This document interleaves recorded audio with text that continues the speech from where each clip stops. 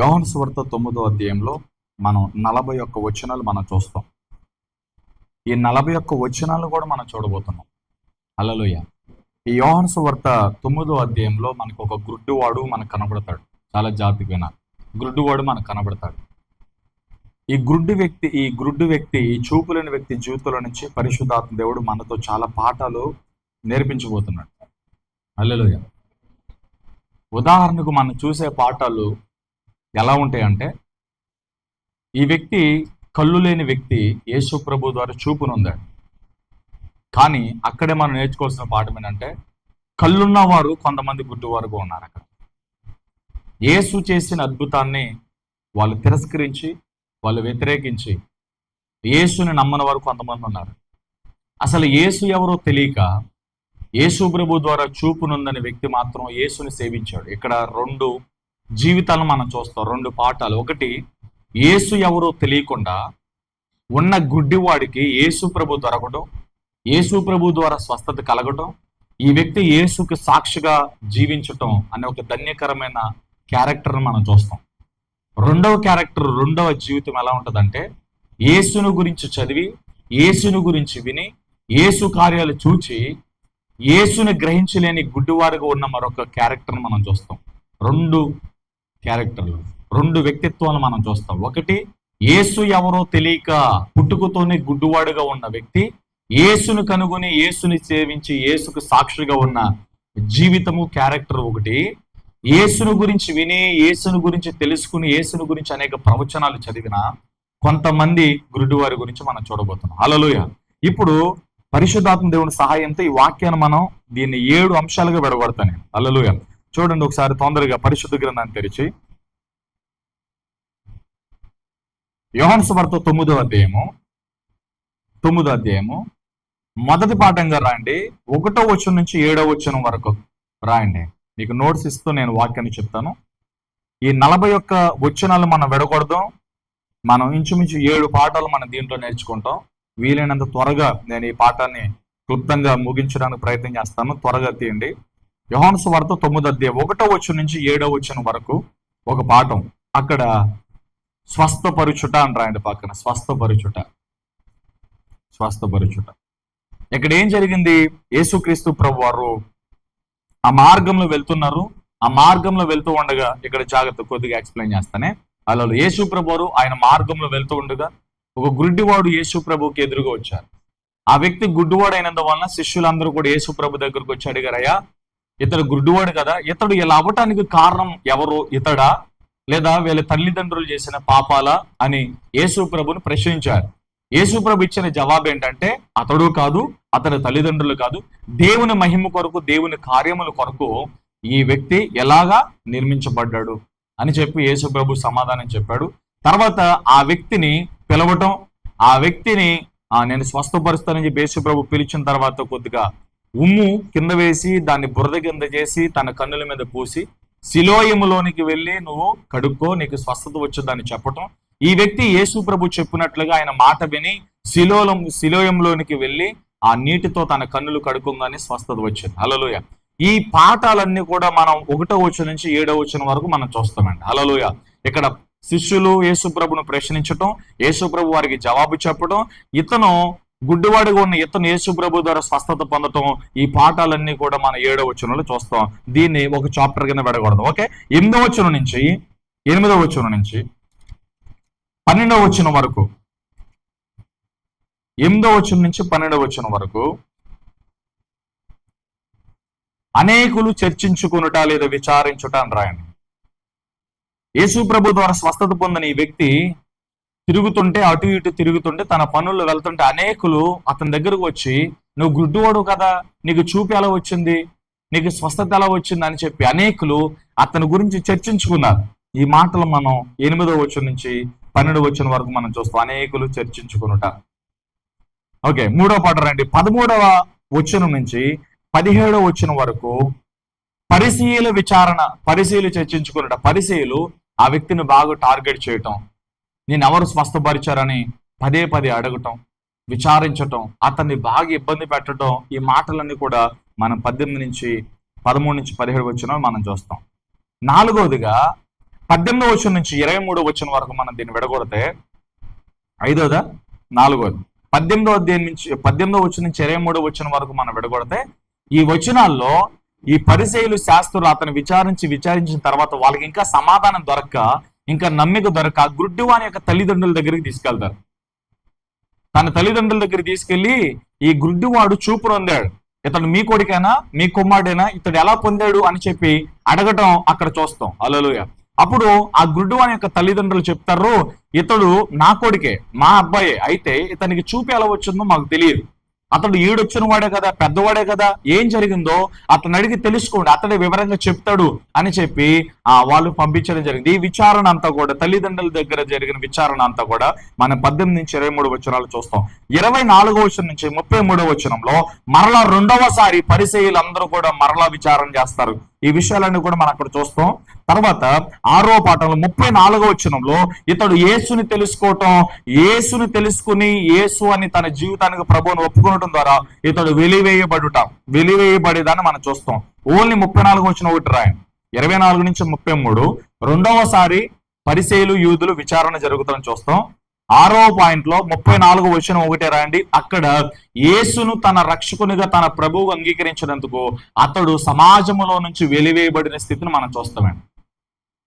Last పాఠం 7వ పాఠం 35 నుంచి 41వ వచనంలో యేసుకి సాక్షిగా ఉండిన గుడ్డివాడు లేదా యేసుకి సాక్షిగా బ్రతికిన వ్యక్తిగా మనం చూస్తాం. హల్లెలూయా. చేతులు తల్లి చెప్పండి. ఇప్పుడు మొట్టమొదటి పాఠాన్ని మనం చూద్దాం. మొట్టమొదటి పాఠంలో మనం చదివాము, మనం చూసాము. 1వ వచనం నుంచి 7వ వచనంలో యేసు ప్రభు ఆ వ్యక్తిని ఏం చేశాడు? స్వస్థపరిచాడు. హల్లెలూయా. ముందుగా శిష్యులు అడిగిన ప్రశ్న ఏంటది? ఇతడు ఇలా గుడ్డివాడు కావడానికి కారణం ఏంటి? అతను చేసిన పాపమా, అతని తల్లిదండ్రులు చేసిన పాపమా, ఇతడు గుడ్డివాడికి ఎందుకు పుట్టాడు ప్రభువా అని యేసు ప్రభువుని శిష్యులు అడిగారు. దానికి జవాబు యేసు ప్రభు ఏం చెప్పాడు చూడండి ఒకసారి. యేసు వీడైనను వీడి కన్నవారైనను పాపము చేయలేదు, కానీ దేవుని క్రియలు వీని యందు ప్రత్యక్షపరచబడుటకై వీడు గుడ్డివాడిగా పుట్టెను. హల్లెలూయా.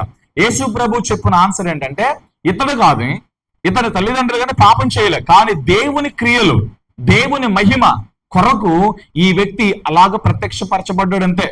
హల్లెలూయా. చేతులు తెలియ చెప్పండి. నీకు ఒక పాఠం, మన జీవితంలో కూడా అలాంటి గుడ్డితనం లేకపోయినా ఏదో ఒక శ్రమ, ఏదో ఒక కష్టము, ఏదో ఒక వ్యతిరేకత మన జీవితంలో ఉంటది. హల్లెలూయా.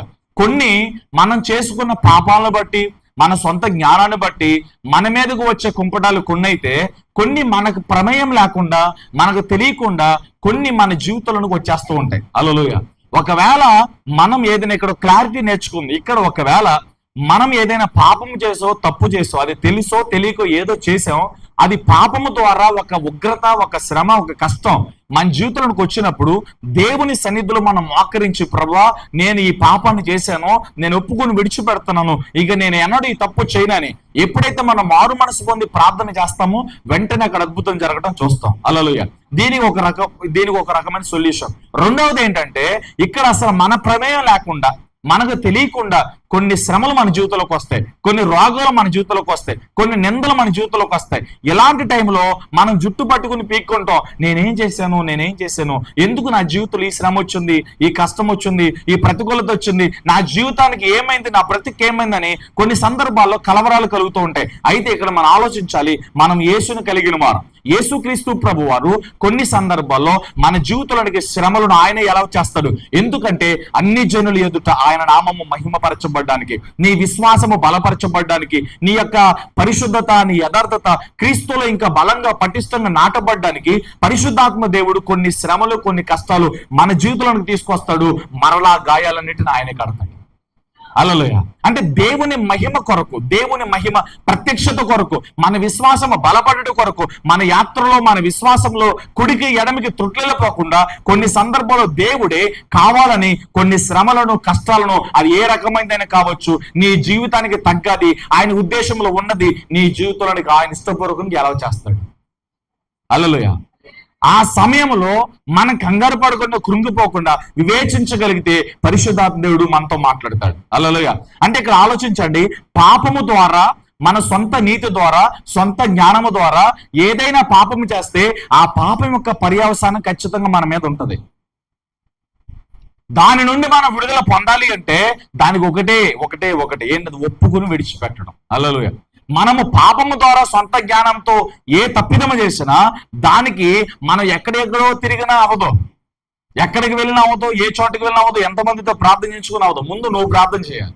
నేను తప్పు చేశానని నువ్వు గ్రహించాలి, నేను పాపం చేశానని గ్రహించాలి, నేను ఈ పాపంలో ఉన్న ఈ బలహీనతలో ఉన్న నువ్వు గ్రహించాలి. ఆ పాపము నుండి, ఆ గుంటలో నుండి నువ్వు బయటికి వచ్చి దేవుని ఆశ్రయిస్తే ఆయనంతటికి ఆయన ఇష్టపూర్వకంగా నిన్ను విడుదలలోనికి నడిపిస్తాడు. హల్లెలూయా. ఇక్కడ ఈ పాటలు మనం ఏం నేర్చుకోవాలి? మనంతటికి మనం ఏదైనా పాపం చేస్తే ఒప్పుకొని విడిచిపెట్టడం ద్వారా దేవుని అద్భుతం మరలా మన జీవితంలో జరుగుతాయి. దేవుని సావాసం మరలా కొనసాగుద్ది. దేవుని అభిషేకం ఇంకా మన నెత్తి మీదకి వస్తుంది. హల్లెలూయా. రెండవది, మన ప్రమేయం లేకుండా, మనకు తెలియకుండా కొన్ని సందర్భాల్లో దేవుడు మన జీవితంలోనికి కొన్ని ఎలా చేస్తాడు. హల్లెలూయా. ఎందుకు? 3 విషయాలు చెప్తా. ఒకటి, ఆ శ్రమ ద్వారా, ఆ కష్టము ద్వారా దేవుని నామము మహిమపరచబడుతుంది. రెండోది, నీ విశ్వాసము, నీ యథార్థత, లేదా నువ్వు దేవుని మీద ఉంచిన ఆ విశ్వాసము, ఆ నమ్మిక ఇంకా బలపడడానికి. హల్లెలూయా. మూడోది, నిన్ను చూస్తున్న వారందరూ, నీ చుట్టూ ఉన్న జనులందరూ ఎలాంటి వారో, ఎంత నమ్మకస్తులు కాదో, ఎవరు నమ్మాలో ఎవరు నమ్మకూడదో, లోకంలో నువ్వు ఎలా నడుచుకోవాలో, లోకంలో ఎవరి కొరకు బ్రతకాలనే ఒక చక్కని పాఠాన్ని నేర్పించడానికి ఈ లోక సూక్తులన్నిటినీ పరిశుద్ధాత్మ దేవుడు నీకు నేర్పిస్తాడు. ఈ 3 పాఠాలు ఎప్పుడు మన జీవితంలో జరుగుతాయి. ఒకటి, దేవుని నామానికి మహిమ కలగడానికి. రెండోది, నీ విశ్వాసము, యథార్థత ఇంకా బలముగా నాటబడ్డానికి. మూడోది, నీ చుట్టూ ఉన్న మనుషులు ఎవరు నమ్మకస్తులు కాదు, నా జీవితానికి దేవుడు ఒక్కడే నమ్మకస్తుడు, ఆయనతోనే నేను ఉండాలి అనే ఒక మంచి పాఠం నేర్చుకోవడానికి దేవుడు అందరినీ చెదరగొడతాడు అన్నమాట. హల్లెలూయా. కాబట్టి ఇక్కడ మనం ఏం నేర్చుకున్నాం? ఇక్కడ యేసు ప్రభు చెప్పిన సమాధానం ఇదే. కాదు, దేవుని మహిమ ప్రత్యక్షపరచబడ్డానికి. హల్లెలూయా. దేవుని మహిమ కొరకు ఈ వ్యక్తికి ఆ స్థితి వచ్చిందంతే అని చెప్పాడు. హల్లెలూయా. కాబట్టి మొట్టమొదటి 7 వచనాల్లో మనం చూసుకున్నది, మన జీవితంలో ఒకవేళ మీకు తెలియకుండా మీరు ఏ తప్పు చేయకుండా, ఏ పొరపాటు చేయకుండా, ఒకవేళ నా జీవితంలోనికి ఈ జబ్బు వచ్చింది, ఈ తెగులు వచ్చింది, ఈ రోగం వచ్చింది, లేకపోతే ఈ అవమానం వచ్చింది, ఈ నిందలు వచ్చాయి, ఎందుకు నా జీవితానికి ఏమైంది, నా బ్రతుకు ఏమైందని ఒకవేళ ఎవరైనా నిరాశలో ఉంటే, నిస్పృహలో ఉంటే, పరిశుద్ధాత్మ దేవుడు నీతోనే మాట్లాడుతున్నాడు. దేవుని మహిమ కొరకు నువ్వు కొంతకాలం దాన్ని అనుభవించు. దేవుని మహిమ కొరకు కొంతకాలం నువ్వు దాన్ని భరించు. నీకు ఒక సమయం రాబోతుంది, దేవుడు ఒక సమయాన్ని తీసుకురాబోతున్నాడు. ఆ సమయం వచ్చిన తర్వాత దేవుడు నిన్ను హెచ్చిస్తాడు, దేవుడు నిన్ను ఎత్తుకుంటాడు. హల్లెలూయా. నీ ప్రమేయం లేకుండా, నీకు సంబంధం లేకుండా దేవుడు నిన్ను ప్రేమించి నీ జీవితంలోనికి ఒక మనుషుని వేరు చేసినా నువ్వు బాధపడద్దు. వాళ్ళు వెళ్ళిపోయారు, నేను ఒంటరివాడిని అయిపోయానని చెప్పి అనుకోవద్దు. నువ్వు ఒంటరివాడు కాదు. మనుషులు వేరైనా, కుటుంబాలు వేరైనా, వ్యక్తులు వేరైనా, స్నేహితులు వేరైనా, నీ పక్కన, నీ పక్షముగా యేసు ఉంటారు. హల్లెలూయా. కొన్ని సందర్భాల్లో మనుషులు చెదరగొడతారు, కొన్ని సందర్భాల్లో చిల్లి గవ్వ ఉండదు, కొన్ని సందర్భాల్లో ఇంట్లో ఏముండో, ప్రతి స్థితి అగమ్య గోచరంగా ఉంటది. ఆ సమయంలో మనం దేవుని స్తుతించే వరకు ఉండాలి, ఆ సమయంలో దేవుని వైపు చూసే వరకు ఉండాలి. అందుకే దేవుడు వీటిని అలవ చేస్తాడు. మనం ఎక్కడ తప్పుపోతామోనని ఆయన భయపడతాడు, ఎక్కడ అపవాదికి చోటిస్తామని భయపడతాడు. మనము కొద్దిగా శ్రమలోనికి వెళ్తే, కొద్దిగా కష్టంలోకి వెళ్తే వారు ప్రార్థన మర్చిపోకుండా ప్రార్థన చేస్తారు, వాక్యం మర్చిపోకుండా వారు చదువుతారు. అందుకనే దేవుడు ఆయనను మాత్రమే సేవించడానికి, ఆయన మాత్రమే ప్రేమించడానికి, దేవుడు మనల్ని సరైన త్రావలో నడిపించడానికి ఇలాంటివి చిన్నవి కొన్ని అలవ చేస్తాడంతే. ఇవి కొంతకాలం మాత్రమే, కొద్ది కాలం మాత్రమే. హల్లెలూయా. Praise Lord. ఎందుకంటే మనం నమ్మకస్తులుగా తీర్చబడ్డానికి, ఆయన అనుకూలమైన మనసు మన జీవితంలోనికి రావడానికి, ఆయన చిత్తానుసారముగా, ఆయన ఇష్టానుసారంగా మనల్ని నడిపిస్తాడు. ఓకే. కాబట్టి నీ ప్రమేయం లేకుండా నీ జీవితంలో ఏదైనా ఉంటే దాన్ని బట్టి నువ్వు కృంగిపోవాల్సిన అవసరం లేదు, నువ్వు వేజారాల్సిన అవసరం లేదు. దేవుని సమయం రాబోతుంది. ఆ సమయం వచ్చినప్పుడు దేవుడు ఖచ్చితంగా నిన్ను పూర్ణముగా విడిపిస్తాడు. ఆ విడుదల జరిగినప్పుడు ఈ 3 అనుభవాలు నీకు వస్తాయి. ఏంటి ఆ 3 అనుభవాలు? ఖచ్చితంగా అక్కడ దేవుని నామం కనపరచబడుతుంది. రెండోదిగా, నీవు యేసును తప్ప ఇంక లోకాన్ని ప్రేమించలేవు. మూడోదిగా, ఏ వ్యక్తులను చూసినా, లోకంలో ఏది చూసినా నాకు దేవుడే గొప్పోడు అన్నట్టుగా కనపడుతుంది. ఈ 3 క్రియలు, ఈ 3 పాఠాలు ఈ మొదటి 7 వచనాలు మనం నేర్చుకుంటాం. హల్లెలూయా. మీరు వివరంగా రాసుకోవాలి. ఓకే, ఇది విడమని చెప్పడానికి ఉండదు, కమాండ్కి వచ్చేస్తాయి. హల్లెలూయా. ఈ మొదటి 7 వచనాలు ఇదే సారాంశం. యేసు మహిమ కొరకు, దేవుని మహిమ కొరకు అతనికి గుడ్డితనం కలిగింది అంతే. పాపం ఎంతో కాలంగా అతను నిందలు పడ్డాడు, పుట్టుకతోనే గుడ్డివాడు.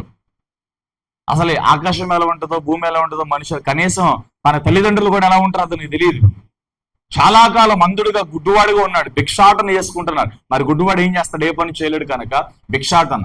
చూడండి, తన గుడ్డితనంలో కూడా తను నిందించుకోకుండా దేవుని సమయం వచ్చే వరకు, దేవుని స్వస్థత జరిగే వరకు కూడా తన గుడ్డితనంలోనే యేసును వెతికాడు అంతే. హల్లెలూయా. చెప్పండి. కాబట్టి సంగమా, భయపడకండి. శ్రమ కష్టాల్లో నా ప్రమేయం లేకుండా, నాకు తెలియకుండా ఎలా జరిగిపోతుంది అంటే, ఎందుకు ఇలా జరిగిపోతుంది, ఎందుకు ఇలా అయిపోతుంది అనుకున్నాయి వారు అందరూ కూడా ఆలోచించండి. యేసు ప్రభు నేను నడిపిస్తున్నాడు, పరిశుద్ధాత్ముడు నేను నడిపిస్తున్నాడు అంతే. నీకు ఏదో నేర్పించడానికి ఆయన నడిపిస్తున్నాడు. నీ పక్కన ఉన్న మనుషులు చెదరగొట్టబడ్డారంటే అక్కడ వాళ్ళ అవసరంలా. నీ చేతిలో ధనం లేదంటే అక్కడ డబ్బు కంటే అవసరమైంది ఏదో ఉంది. నీ చేతిలో ఒక్కోసారి ఏముండదు, అప్పుడు దేవుడు ఏం చేస్తాడు? దాన్ని తీసేస్తాడు. హల్లెలూయా. దానికంటే ప్రాముఖ్యమైనది ఏంటిది? ప్రార్థన. హల్లెలూయా. దేవుణ్ణి అడగటం. అది నీకు వచ్చే వరకు నీ చేతులకు ఏమి రానవడం. అది ఉన్నంత వరకు మనకి గొంతుకు రాదుగా. అది ఉన్నంత వరకు దేవునికి ప్రార్థన చేయం కదా. హల్లెలూయా. అసలు అది లేకపోతే ఖచ్చితంగా దేవుని అడుగుతాం, ఖచ్చితంగా ప్రార్థన చేస్తాం. అందుకనే కొన్ని సందర్భాల్లో మన దగ్గర ఉన్న వాటన్నిటిని దేవుడు పక్కన పెట్టేస్తాడు. ఏమీ లేకుండా ఎంటీ చేసేస్తాడు అంతే. ఏమి ఉండదాక కింద నుంచి పైదాకా చూసుకుంటే ఏమీ ఉండదు. హల్లెలూయా. అప్పుడు దేవుడు నీలో ప్రత్యక్షమవుతాడు. అప్పుడు దేవుడు నీకు అర్థమవుతాడు. అప్పుడు నువ్వు దేవుని వైపు చూసినప్పుడు ఆయన నీకు కనపడతాడు, ఆయన మాట నీకు వినపడుతుంది. హల్లెలూయా. తల్లి చెప్పండి. అంతే కదా. మనం ఖాళీ అవ్వకపోతే, నేను అనేది చావకపోతే, నాది అన్నది చావకపోతే, డబ్బును నమ్ముకుంటే, జ్ఞానాన్ని నమ్ముకుంటే, ఉద్యోగాన్ని నమ్ముకుంటే, బలాన్ని నమ్ముకుంటే యేసు కనపడడు. ఎవరైతే ఎంటీ అవుతారో అంత అయిపోతుందో, నాకు యేసు తప్ప ఎవరు లేరనే స్థితి వారిలో ఉంటుంది. అప్పుడు యేసు వారికి కనబడతారు, యేసు అర్థమవుతారు. ఆయనకి అర్థం అవ్వాలంటే, ఆయన నీకు కనబడాలంటే నువ్వు చావాలి. నాది అన్నది చావాలి, బ్యాక్గ్రౌండ్ చావాలి, క్యాస్ట్ చావాలి. హల్లెలూయా. ఇంకా లోకంలో ఏ చెత్త అయితే పెట్టుకున్నావు అదంతా చావాలి, ఆ కుతంత్రాలన్నీ చావాలి. అదంతా చచ్చిన తర్వాత యేసు వైపు చూడగలిగితే ఆయన నీకు తేటగా కనపడుతుంది. అందుకే మత్తయి సువార్తలో మనం చూస్తాం, హృదయ శుద్ధి కలిగి వారు ధన్యులు, వారు దేవుని చూచెదరు. నువ్వు ఎంటీ అవ్వాలి, ఖాళీ అయిపోవాలి. అప్పుడు యేసు అర్థమవుతారు, ఆయన నీకు కనబడతారు, ఆయన స్వరం నీకు వినపడుతుంది. ఆయన స్వరం నీకు వినపడతారు, ఆయన నీకు కనబడతలేదంటే ఇంకా లోపట వ్యతిరేకమైనది, ఆయనకి ఆయాసకరమైనది ఏదో ఉంది. దాన్ని మనం వెతికి దాన్ని మనం పెరిగివేయాలి. ఆ బాధ్యత నాది, నీది, నాది నేను, నీది నువ్వు. మనం కడుక్కుని దేవుని యొక్క స్వతంత్రులుగా మనం ఆయన ఎదురు ధైర్యంగా నిలబడాలి. అప్పుడు దేవుని మహిమ చూస్తాం. ఈ మొదటి 7 వచనాల్లో ఉన్న సారాంశం అది. ఓకే, తర్వాత 8వ వచనం నుంచి ఏం జరిగింది? అనేకులు చర్చించుకునుట. రెండో పాట, అనేకులు చర్చించుకున్నారు. ఇప్పుడు ఆ గుడ్డివాడిని, అరే ఈ గుడ్డివాడు అక్కడ ఇక్కడ భిక్షాటన చేసుకునే వ్యక్తి కదా, ఈ వ్యక్తికి ఎలా కళ్ళు వచ్చాయి, ఈ వ్యక్తిని ఎవరు స్వస్థపరిచారు? చూడండి ఒకసారి 8వ వచనం నుంచి. కాబట్టి పొరుగు వారును, వాడు భిక్షాటన అంతకు ముందు చూసిన వారును, వీడు కూర్చుండి భిక్షమెత్తుకున్నవాడు కదా అండ్రే, వీడే అని కొందరును, వీడి కాడు అని, వీడి పోలి ఉన్న ఒకడు అని మరికొందరు అనిరే, వాడైతే నేనే అనను. హల్లెలూయా. తల్లి చెప్పండి. అక్కడ ఉన్న వారందరూ కూడా చర్చించుకుంటున్నారు. 8వ వచనం 9వ వచనంలో, అరే ఇతడు ఆ భిక్షగాడు కదా అని కొంతమంది అంటున్నారు. కొంతమంది కాదు కదా, ఆ భిక్షగాడు కాదు, భిక్షగాడికి లేదా గుడ్డువాడికి ఎలా కళ్ళు వస్తాయి, వాడు గుడ్డువాడు కదా, ఇటు చూస్తున్నాడు కదా, వాడిని పోలిన వాడుతున్నావు అని చెప్పి కొంతమంది. వీళ్ళందరి మాటలు విన్న ఈ వ్యక్తి ధైర్యంగా ఉన్నాడు తెలుసా, నేనే ఆ గుడ్డువాడిని, నేనే అంటున్నాడు. హల్లెలూయా. తల్లి చెప్పండి, కొద్ది గట్టిగా చెప్పండి. కొందరు అనుకుంటారు ఇతనేమంటున్నాడు, నేనే అనను.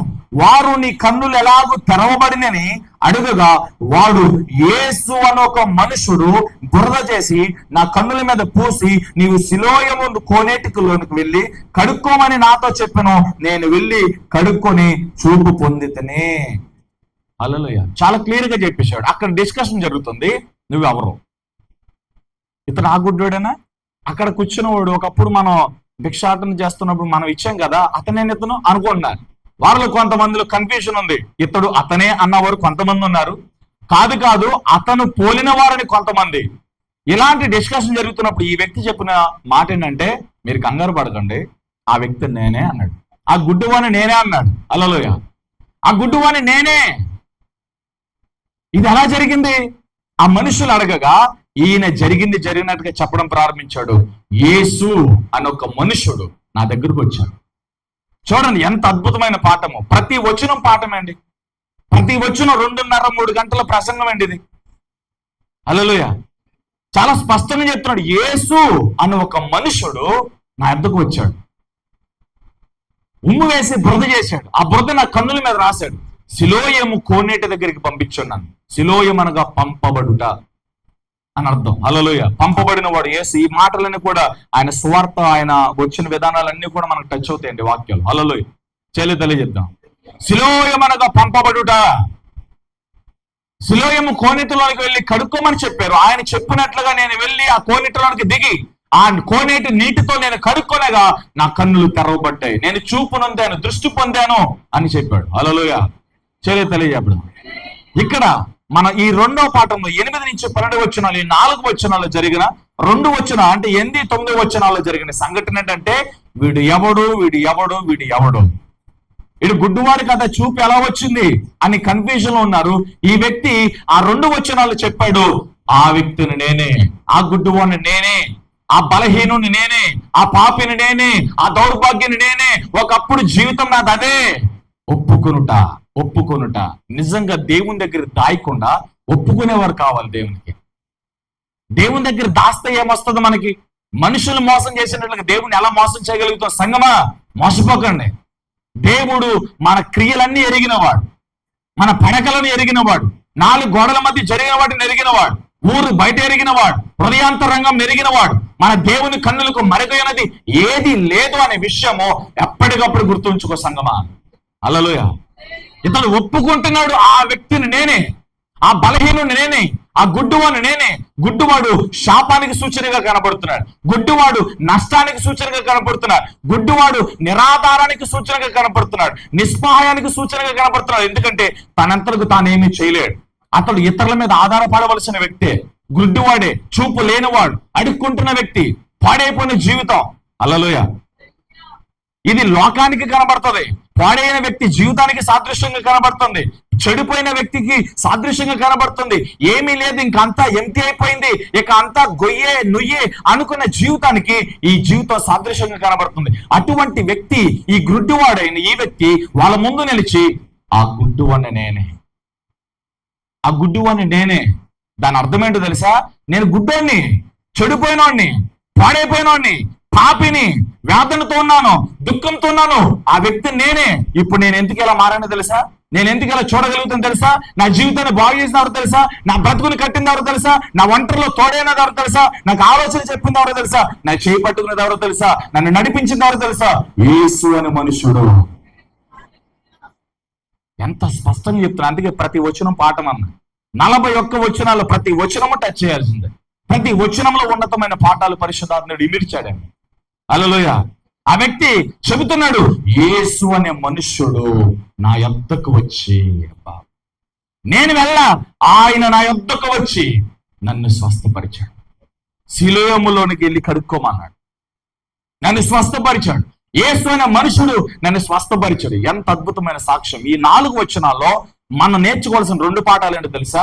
నువ్వేంటో దేవునికి తెలుసు, నేనేంటో దేవునికి తెలుసు. దేవుని దగ్గర నటించొద్దు, దేవుని దగ్గర ఒప్పుకోవటం, దేవుని దగ్గర మనం కాంప్రమైజ్ అవటం, దేవుని దగ్గర ప్రభువా నా స్థితి ఇది, నా జీవితం ఇది, నువ్వు మార్చు అని అప్పగించుకున్నట్టు కంటే మేలైనది, గొప్పది, యోగ్యమైనది మరొకటి లేదు. ఆమె సంగమా, మోసపోవద్దు. ఒకవేళ దేవుని దగ్గర ఒప్పుకోకుండా కప్పుకోవడం, లేదా దేవుని దగ్గర దాయటం, దేవుని దగ్గర అబద్ధాలు ఆడటం చేస్తే నీకే నష్టం జరుగుతుంది. డాక్టర్ దగ్గరికి వెళ్ళినప్పుడు ఉన్నట్టుగా చెప్పాలి. నువ్వు అబద్ధాలు చెప్తే అక్కడ ట్రీట్మెంట్ వేరుగా ఉంటుంది. హల్లెలూయా. ఇప్పుడు డాక్టర్ గారి దగ్గరికి వెళ్ళంగానే షుగర్ ఉందా, బీపీ ఉందా, ఇంకేమైనా ఉందా అడుగుతాడు. ముందు అసలు టెస్టులు చేయకముందు నువ్వు కూర్చోగానే అడుగుతాడు. హల్లెలూయా. నీకేమీ లేదు, నువ్వు ఉందని అన్నావు అనుకో, నీ ట్రీట్మెంట్ మారిపోద్ది. నీకు రాసే మందులు మారిపోతాయి. హల్లెలూయా. ఎలా చెప్పాలి? నువ్వు నీకు ఉంటే ఉందని చెప్పాలి, లేకపోతే లేదని చెప్పాలి. చాలా జాగ్రత్తగా చెప్పాలి, లేకపోతే ప్రాణం పోతుంది. అంతే కదా, రాసే మందులు మారిపోతాయి, ప్రాణం పోయే పరిస్థితి వచ్చింది. అంతకంటే అంతకంటే అంతకంటే జాగ్రత్తగా దేవుని దగ్గర మన ప్రవర్తన ఉండాలి, మనం మాట్లాడే తీరు ఉండాలి, మన పద్ధతులు, మన బిహేవియర్, మన జీవితం దేవుని దగ్గర చాలా జాగ్రత్తగా ఉండాలి. ఎందుకంటే ఆయన భయంకరమైన రోషము కలిగిన దేవుడు ఆయన. హల్లెలూయా. చెల్లి చెప్పండి. ఈ వ్యక్తి ఒప్పుకుంటున్నాడు, ఆ గుడ్డివాడు అవడో కాదు, నేనే. ఒకప్పుడు గుడ్డోడిని నేను, ఒకప్పుడు పాపిని నేను. దీన్ని మన జీవితానికి అన్వయం చేస్తే ఒకప్పుడు దేవుని మహిమను చూడలేని వారు, దేవునికి దూరంగా ఉన్నవారు, మునుపు దూరస్థులం అని చెప్పి వాక్యం చెప్తుంది. ఒకప్పుడు మన అవయవాలన్నీ పాపముతో నింపబడి ఉన్నాయని వాక్యం చెప్తుంది. హల్లెలూయా. ఈ వ్యక్తి మన జీవితానికి సరిపోతున్నాడు. చూడండి, పాడైన జీవితాన్ని ఎవరు కడతారు? ఒంటరికి ఎవరు తోడు ఉంటారు? ఆలోచన లేని వారికి ఆలోచన చెప్పేది ఎవరు? కృంగిపోయిన వారిని లేవనెత్తేది ఎవరు? పాడైపోయిన చెడిపోయిన వారిని బాగు చేసే దేవుడు ఎవరు? యేసు తప్ప. హల్లెలూయా. ఈరోజు నీ జీవితానికి చాలిన యేసు, ఈయన నీ బ్రతుకుకి చాలిన యేసు. ఒకవేళ నువ్వు గుడ్డితనంలో ఉంటే ఈ వ్యక్తి కన్నులు తెరిచిన యేసు నీ ఆత్మీయ నేత్రాలు కూడా తెరవగలిగిన దేవుడు ఆయన. నీ జీవితాన్ని కట్టగలిగిన దేవుడు ఆయన, నీ గాయాలు కట్టగలిగిన దేవుడు ఆయన. ఎప్పుడు తెలుసా? నువ్వు ఎవరో అలాగా యేసు యొద్దకు రావాలా. నీ స్థితి ఏంటో, నీ గతి ఏంటో, నువ్వేమై ఉన్నావో అలాగనే యేసు యొద్దకు వచ్చి ప్రభువా నేను ఇది అని చెప్పగలిగితే దేవుడు నిన్ను పట్టుకుని అత్యున్నత స్థితికి దేవుడు నడిపిస్తాడు. నటించొద్దు, ఒప్పుకోండి, విడిచిపెట్టండి. దేవుడు ఏది చెప్పాడో అది చేయండి. హల్లెలూయా. ఈ వ్యక్తి గుడ్డు అని నేనే ఎంత ధైర్యంగా ఒప్పుకున్నాడు. ఏమండి, మనం ఒకప్పుడు పాపులు, ఇప్పుడు నేను పాపిని అంటే ఒప్పుకుంటావా? పౌలు చాలా గొప్పడు ఈ విషయాలు. అతడు స్వతంత్రుడయ్యి పరిశుద్ధాత్మ అభిషేకంతో నింపబడిన తర్వాత కూడా, బలమైన సేవ జరిగిస్తున్నప్పుడు కూడా అతడి సాక్ష్యంలో తన బలహీనతలు చెప్పాడండి. హల్లెలూయా.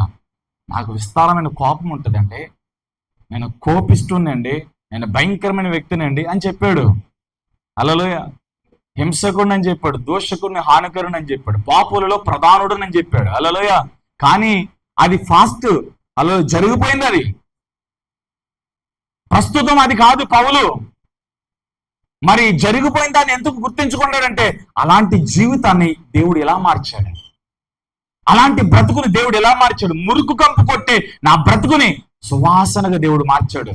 అంటే దేవుని సాక్ష్యం కొరకు, దేవుని మహిమ కొరకు పౌలు చెప్తున్నాడు, నేను పాపులలో ప్రధానుడు అని చెప్పాడు. కానీ ప్రస్తుతానికి పాపి కాదు పౌలు, పరిశుద్ధుడు, యేసు రక్తం ద్వారా నీతిమంతుడిగా మారాడు. కానీ మధ్యలో కొన్ని సందర్భాలు ఈ విషయాలు మనకు జ్ఞాపకం చేశాడు. ఎందుకని తెలుసా? దేవునికి భయపడండి, దేవునికి లోబడండి. నువ్వేంటో దేవునికి తెలుసు, నీ జీవితం ఏంటో దేవునికి తెలుసు, నీ హృదయ ఆలోచన ఏంటో దేవునికి తెలుసు. దేవుని మోసం చేయకండి, దేవుని దగ్గర నటించకండి. దేవుని దగ్గర ఎవరు నటించినా వారే మోసపోతారు, వారంతరికి వారే నష్టపోతారు. దేవునికి మన జీవితం అంతా తెలుసు, మన క్రియలన్నీ తెలుసు, మన ప్రయత్నాలన్నీ తెలుసు. హల్లెలూయా. కాబట్టి దేవుని దగ్గర మనం నటించొద్దు. నేనే ప్రభు ఆ వ్యక్తిని అని చెప్పాలి. నేను ఎలా ఉన్నానో అలాగే రావాలి, నువ్వు ఎలా ఉన్నావు అలాగే రావాలి. ఇంకా వేషధారణ ఉండకూడదు, మనలో వ్యతిరేకత ఉండకూడదు. నోట్లో నుంచి ఏది రావాలో అదే రావాలా, లోపట ఏముందో అదే రావాలి. దేవుడికి అన్నీ తెలుసు. హల్లెలూయా. కాబట్టి మన ప్రవర్తనను బట్టి దేవుని ఫలాలు అనేవి ఆధారపడి ఉంటాయి. మన ప్రవర్తనను బట్టి దేవుని అద్భుత కార్యాలను మన జీవితంలో జరుగుతాయి. మన ప్రవర్తన సరిగ్గా లేకపోతే ఏమీ జరగాయి. 2వ పాఠంలో 8-9 వచనాల్లో ఈ వ్యక్తి అంటున్నాడు, ఆ గుడ్డి వాడిని నేనే. హల్లెలూయా. చేలు తెలియజెప్పండి. లాస్ట్ 11-12 వచనాల్లో ఈ వ్యక్తి చెప్తున్నాడు, యేసు అనే మనుష్యుడు నా వద్దకు వచ్చి నన్ను బాగు చేశాడు, నన్ను స్వస్థపరిచాడు. హల్లెలూయా. చేలు తెలియజెప్పండి. ఏం చెప్పాడు చూడండి, 11 వచనం. యేసు అని ఒక మనుషుడు బురద చేసి నా కన్నుల మీద పూసి, నీవు సిలోయము కోనేటికి వెళ్ళి కడుగుకొనమని చెప్పి నాతో చెప్పాను. నేను వెళ్ళి కడుక్కొని చూపు పొందితేనా నేను. ఎంత అద్భుతం. కింద వారు చెప్ప, యేసు మాట వినటం ద్వారా అద్భుతం జరిగింది. యేసు మాట వినటం ద్వారా పేతురు ధోని నిండింది. యేసు మాట వినటం ద్వారా యాయిరు కుమార్తె బ్రతికింది. యేసు మాట వినటం ద్వారా నీళ్లు ద్రాక్షరసంగా మారాయి. కిందటి వారంలో నేను చెప్పా. ఈ రోజు యేసు మాట వినటం ద్వారా యేసు దొరకడం ద్వారా, యేసు అద్భుతము జరిగింది. ఇక్కడ ఏంటో తెలుసా, ఇతనికి యేసు చెప్పాడు, అనుమానించకుండా విశ్వాసంతో యేసు చెప్పినట్లుగా సిలోయము కోనేటికి వెళ్ళి తన కన్నులను శుభ్రము చేసుకొనగా చూపునందెను. నీ జీవితంలో, నా జీవితంలో మనుషుల మాటలు తప్పిపోతాయి కానీ దేవుని మాట ఎప్పుడు తప్పిపోదు. మనుషుల మాటలు మనల్ని గాయపరుస్తాయి కానీ దేవుని మాట ఎప్పుడు గాయపరచదు. ఒకవేళ గాయపరిచిన మరలా గాయాన్ని ఆయన కడతాడు. హల్లెలూయా, ప్రైజ్ లార్డ్ చెప్పండి. కాబట్టి ఈ 8-12 వచనాల్లో నువ్వేంటో నీ జీవితం అంటే యేసుకు తెలుసు. హల్లెలూయా. దీంట్లోనే మరొక పాఠం, నువ్వేంటో నీ జీవితం అంటే యేసుకు తెలుసు. అక్కడ నిలబడి యేసుకు సాక్షిగా ఉండాలి. మనం ఆయన ఏం చేసాడో అది చెప్పాలి మనం. హల్లెలూయా. మనం ఈ గోలికి మనం గొప్పలుగా మనం పోకూడదు. మనం ఇదిగో ఒకప్పుడు నా జీవితం ఇది, ఒకప్పుడు నా బ్రతికిది, ఒకప్పుడు నా స్థితి ఇది. యేసు నా జీవితంలోనికి రావటం ద్వారా, యేసు నేను ఒకటవటం ద్వారా, యేసు అభిషేకం నాలో ఉండటం ద్వారా ఈ రోజు నా స్థితి ఏదని చెప్పాలి. ఈ రోజు నేను కలిగి ఉన్నవన్నిటికీ కారణం యేసే. నా ఉద్యోగానికి కారణం యేసే, నా ప్రాణానికి కారణం యేసే, ఈ బలానికి కారణం యేసే, ఈ రూపానికి కారణం యేసే. నేనేమై ఉన్నానో అన్నిటికీ ఆధారము, కారణము యేసు. ఎందుకని తెలుసా, ఆయన నాలో నివసిస్తున్నాడు, ఆయన అభిషేకం నాలో ఉంది, ఆయన నేను ఒకటై ఉన్న కనుక మమ్మల్ని ఎవరో వేరు చేయలేరంతే. ఈ అనుభవములోనికి సంఘమంతా వచ్చుగాక. హల్లెలూయా. నీకు యేసుకు మధ్యలో మరొకడేంటి, నువ్వు యేసు ఒకటై ఉన్నావు. హల్లెలూయా. పరిశుద్ధాత్ముడు ఎవరితోనో చెప్తున్నాడు, ఇలా ప్రార్థన చేయి, దేవుడు ఇంకా నేను అభిషేకంతో నింపుతాడు. హల్లెలూయా.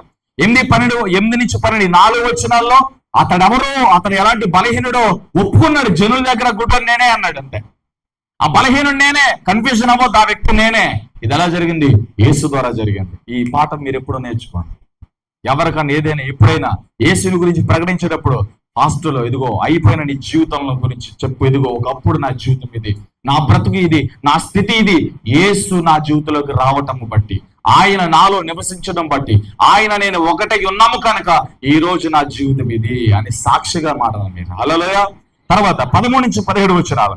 13-17 వచనాల్లో పరిసయ్యుల విచారణ. ఇది ఎక్కడ దాకా వెళ్ళిపోయిందో తెలుసా, మనుషుల్లో జరిగిన విచారణ ఆ నోట పరిసయ్యుల దగ్గరికి వెళ్ళిపోయింది, అంటే పెద్దల దగ్గరికి వెళ్ళిపోయింది. హల్లెలూయా. 13వ వచనం నుంచి 17వ వచనంలో 13, 14, 15, 16, 17 ఈ 5 వచనాల్లో జరిగిన సంఘటన. హల్లెలూయా. వీళ్ళు ఆ నోట ఈ నోట అక్కడ ఇక్కడ అనుకున్న మాట పరిసయ్యుల దగ్గరికి వెళ్ళింది కదా. ఇప్పుడు పరిసయ్యులు రంగంలోకి దిగారు. మామూలు కాదు, అతివి తెలివిదాకా కలిగిన వారి అంతా నాకు తెలుసు అనుకునే బ్యాచ్లు. హల్లెలూయా. నా జ్ఞానం సరిపోద్ది, నా అభిషేకం సరిపోద్ది అనుకునే బ్యాచ్లు వీళ్ళని పెట్టొచ్చు, లేదా అలాంటి బ్యాచ్ని ఈ బ్యాచ్తో మనం ఖచ్చితంగా కలపొచ్చు. హల్లెలూయా. గట్టిగా చెప్పండి, చేతులు ఎత్తి. ఈ బ్యాచ్ చూద్దాం ఒకసారి. 13వ వచనంలో, అంతకు ముందు గ్రుడ్డివాడే యుండిన వారిని వారు పరిసయ్యుల యొద్దకు తీసుకుని పోయారు. ఇప్పుడు ఈ వ్యక్తి ఎక్కడికి వెళ్ళాడంట, పరిసయ్యుల యొద్దకు వెళ్ళిపోయాడు. ఓకే, ఏం జరిగింది, యేసు బురద చేసి వాని కన్నులు తెరిచిన దినము, విశ్రాంతి దినము, వాడు ఎలాగ చూపు పొందనో దాన్ని గురించి పరిసయ్యులు కూడా వానిని మరలాడుగా. హల్లెలూయా.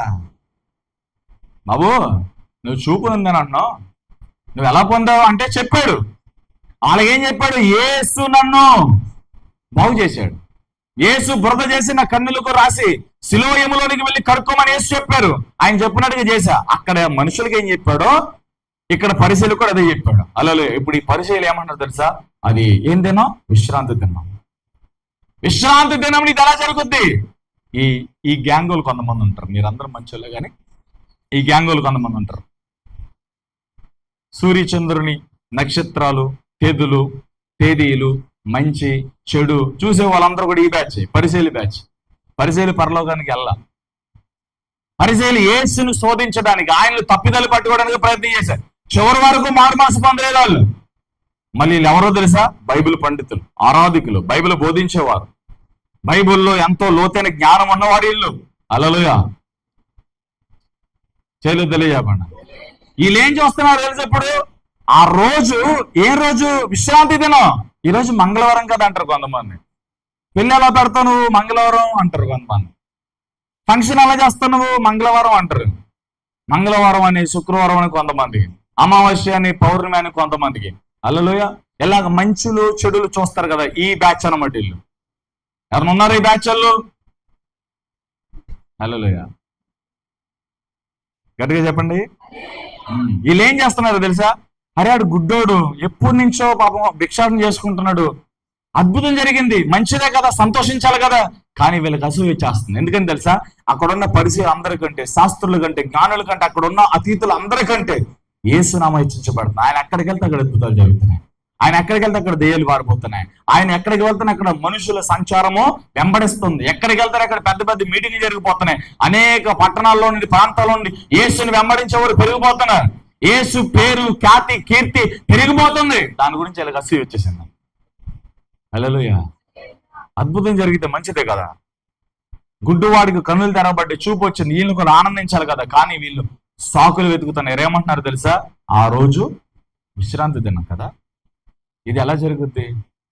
విశ్రాంతి దినాన ఇలాంటి కార్యాలు చేస్తే అతడు దేవుని యొద్ద నుంచి పంపబడిన వాడు కాదు, అతడు పాపి, అతడు దెయ్యం అంటున్నారు యేసు ప్రభు. హల్లెలూయా, చూస్తారా మాటలు ఒకసారి చూడండి. పరిసయ్యులు కూడా వారిని మరలాడుగా, వాడు నా కన్నుల మీద ఆయన బురద ఉంచగా నేను కడుక్కుని చూపు పొందుతానని వారితో చెప్పాను. రాగా పరిసయ్యులు కొందరు, ఈ మనుషులు విశ్రాంతి దినమును ఆచరించడం లేదు గనక దేవుని యొద్ద నుండి వచ్చిన వాడు కాడనిరి. మరికొందరు, పాపి అయిన మనుషుడు ఎలాంటి సూచక క్రియలు ఎలాగూ చేయగలడనిరి. హల్లెలూయా, తెలియజేపం. దేవుని యొద్ద నుండి వచ్చిన వ్యక్తి అయితే విశ్రాంతి దినాన్ని ఎలాంటి చేయకూడదు. అలాగే వారిలో తట్టిన మరొక ప్రశ్న అంటే, పాపి అయినా ఎలాంటి చేయలేడు. పరిశుద్ధుడు, దేవుని కుమారుడు, ఒక ప్రవక్త ఎలాంటి అద్భుతాలు చేయగలుగుతాడు, కానీ పాపుల ప్రార్థన దేవుడు వినడు. ఆ ధర్మశాస్త్రంలో రాయబడింది అది. హల్లెలూయా. కాబట్టి పాపుల ప్రార్థన విని పాపులు ఎలాంటి సూచక్రియలు చేయలేరు. పోనీ ఇద్దరు దేవుని కుమారుడు, దేవుని పక్షంగా వచ్చిన వాడు అంటానికి లేదు. ఎందుకని? విశ్రాంతి దినమును ఎలాంటి చేయకూడదని వాళ్ళ గ్రంథంలో ఉంది, ధర్మశాస్త్రం. హల్లెలూయా. ఇప్పుడు ఈ రెండు ప్రశ్నల మధ్య యేసు వీళ్ళకి అర్థం కాల. ఈ రెండు సంఘటనల మధ్య యేసు యొక్క దైవత్వం, మెస్సయ్య, రక్షకుడని ఆయన అర్థం చేసుకోలేకపోయారు. హల్లెలూయా, తెలియజెప్పండి. వీళ్ళకి తెగుతులేదు, మింగుడాడతల్లా. యేసు ద్వారా అద్భుతం జరిగిన ఆయనకి పేరు, ఖ్యాతి పెరిగిపోతుంది. ఈ వ్యక్తి ఏమో యేసు స్వస్థపరిచాడు అంటున్నాడు. వీళ్ళకి యేసు ప్రభు అంటే చాలా కోపం వచ్చేస్తుంది, చాలా ద్వేషం వస్తుంది. హల్లెలూయా, తెలియజెప్పండి. కాబట్టి ఇక్కడ దీంట్లో 13 నుంచి 17 వచనాల్లో మంచి చెడులు చూసేవారు ఎవరు ఉంటే ఇప్పుడే మారు మనసు పొందండి.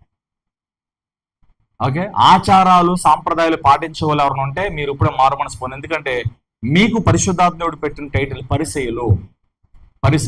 హల్లెలూయా. మత్తయి సువార్త 23వ అధ్యాయం అంతా మీకోసం ఉంటుంది. మత్తయి సువార్త 23వ అధ్యాయం అంతా మీకోసం ఉంటుంది. చూడండి ఒకసారి 23వ అధ్యాయము 16-17 వచనాలు చూడండి ఒకసారి.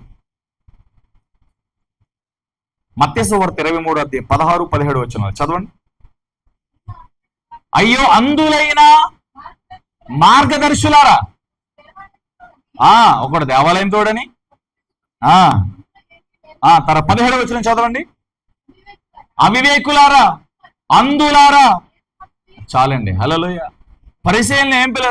అంధులారా, గుడ్డివారులారా, వివేకం లేని వారులారా, తెలివి లేని వారులారా. హల్లెలూయా. ఎందుకు యేసు ప్రభు ఈ మాటలు మాట్లాడాల్సి వచ్చిందో తెలుసా? హల్లెలూయా.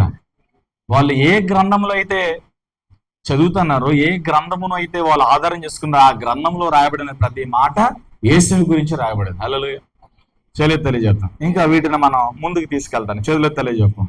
ఓకే, ఇప్పుడు ఈ 3వ పాఠం పరిసయ్యుల విచారణలో వీళ్ళకి తేలింది ఏంటో తెలుసా? ఇతడు స్వస్థత పొందాడు. ఓకే, అయితే ఇక్కడ వీళ్ళకి వచ్చిన ఒక ఆలోచన ఏంటంటే, యేసును మనం నమ్మడానికి వీల్లేదు.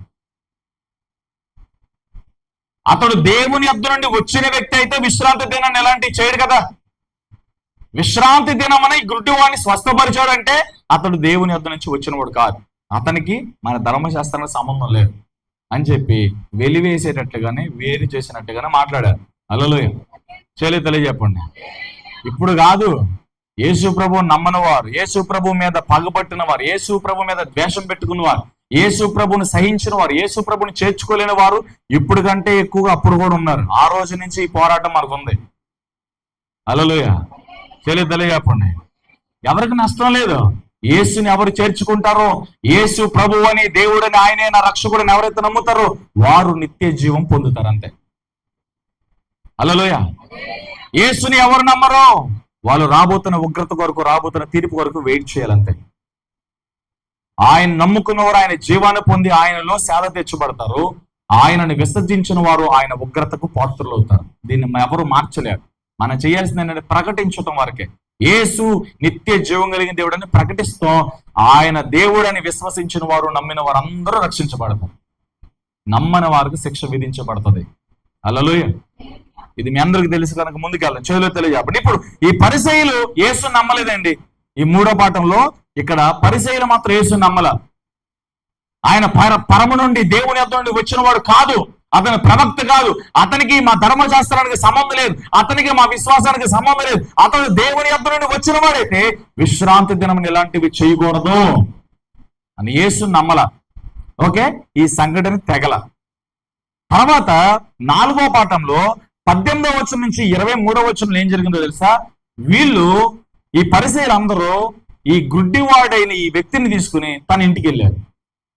వినండి, తన ఇంటికి వెళ్ళారు. హల్లెలూయా. తన తల్లిదండ్రుల ముందు పెట్టారు. తన తల్లిదండ్రుల ముందు పెట్టారు. ఈ వ్యక్తిని బాగా చూడండి అంటున్నారు.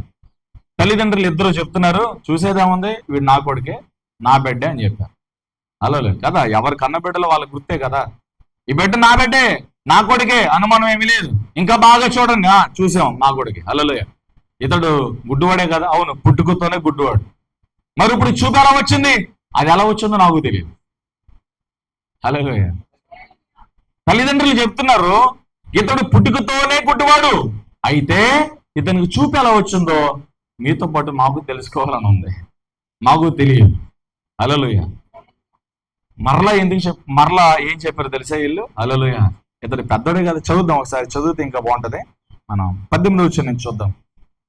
వాడు గుడ్డువాడి ఉండి చూపు పొందినని యూదులు నమ్మక చూపు పొందిన వాని తల్లిదండ్రులను పిలిపించి, గుడ్డివాడై పుట్టినని మీరు చెప్పి మీ కుమారుడు వీడేనా?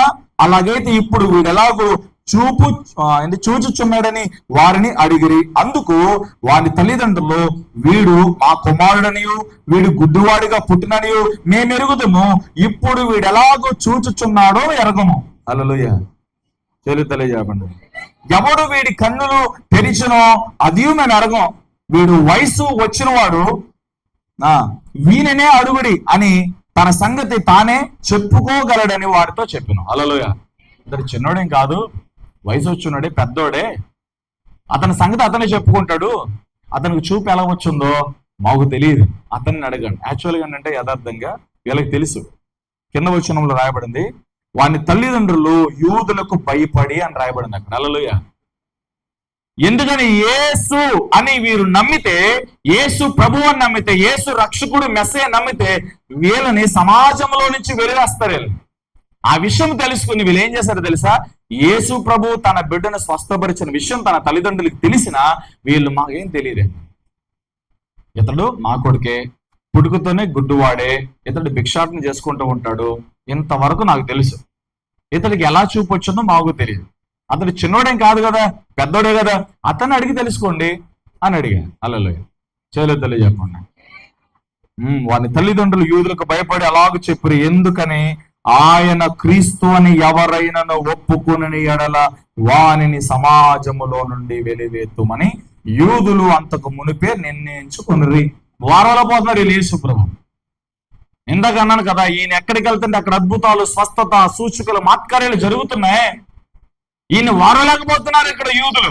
ఆయన ఎలాగైనా ఆపాలని చూస్తున్నారు. అందుకనే ఆయన చేసిన అద్భుతాన్ని కూడా వంక పెట్టారు. ఇది విశ్రాంతి దినం అని చేశారు.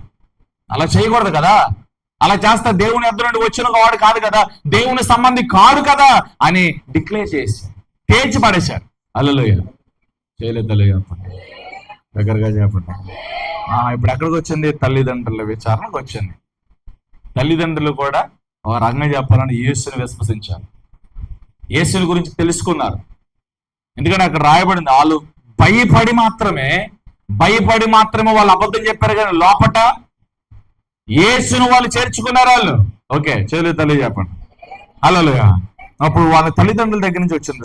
ఇప్పుడు 24వ వచనం నుంచి 33వ వచనం వరకు మనం చూస్తే మరలా రెండోసారి విచారణ జరుగుతుంది. హల్లెలూయా. రెండోసారి విచారణ జరుగుతుంది. ఏంటో తెలుసా? మరలా పరిశీలి వీళ్ళందరూ కూడా విచారణ చేస్తున్నారు. చూద్దాం 24వ వచనంలో, కాబట్టి వారు గుడ్డివాడై ఉండిన మనుషుని రెండవ మారు పిలిపించి, దేవుని మహిమపరచుము, ఈ మనుష్యుడు పాపి అని మేము ఎరుగుదామని వానితో చెప్పగా, వాడు ఆయన పాపియో కాడో నేను ఎరగను, ఒకటి మాత్రం నేను ఎరుగుదును, నేను గుడ్డివాడై ఉండి ఇప్పుడు చూచుచున్నాను నేను. హల్లెలూయా. ఇప్పుడు పరిచయులు భలే పండుగ ఉంటుంది ఇక్కడ. చేయలేదు తెలియదు చెప్పండి అందరూ చూడండి. అది కాదు, నన్ను చూడరా లెక్కమ్మా, చూడండి బైబిల్ వైపు చూస్తుంది. ఓకే, మరలా రెండోసారి తల్లిదండ్రుల దగ్గర ఆన్సర్ రాల, ముందుగా విచారణ చేస్తేనే సమాధానం రాలి. తల్లిదండ్రుల దగ్గరికి వెళ్తే సమాధానం వస్తాను కూడా అక్కడికి రాలా. మరలా ఈ మనిషిని పిలిపించారు, చెప్పురా అంటే అతని పాపి కదా, అవును కదా అని అంటున్నారు, బలవంతంగా ఒప్పేస్తున్నారు. వీడు మామూలుడు కాదు. హల్లెలూయా. ఈ వ్యక్తి చాలా జ్ఞానం కలిగిన వాడు. ఎందుకంటే యేసును అర్థం చేసుకున్న వ్యక్తి ఈయన, దేవుని సంబంధి ఈయన, రక్షణ పొందిన వ్యక్తి, క్రీస్తు సాక్షితను. సాధారణమైన వ్యక్తి కాదు, అసాధారణమైన వ్యక్తి అతను. ఎందుకంటే యేసుని చేర్చుకునే ప్రతి ఒక్కరు అసాధారణులే. యేసు అభిషేకం కలిగిన వారందరూ భూమి మీద అసాధారణ కార్యాలు చేస్తారు. వీళ్ళు ఏ శ్రమలకి, ఏ కష్టాలకి, ఏ అప్పుకి, ఏ ప్రతికూలతకు భయపడరు.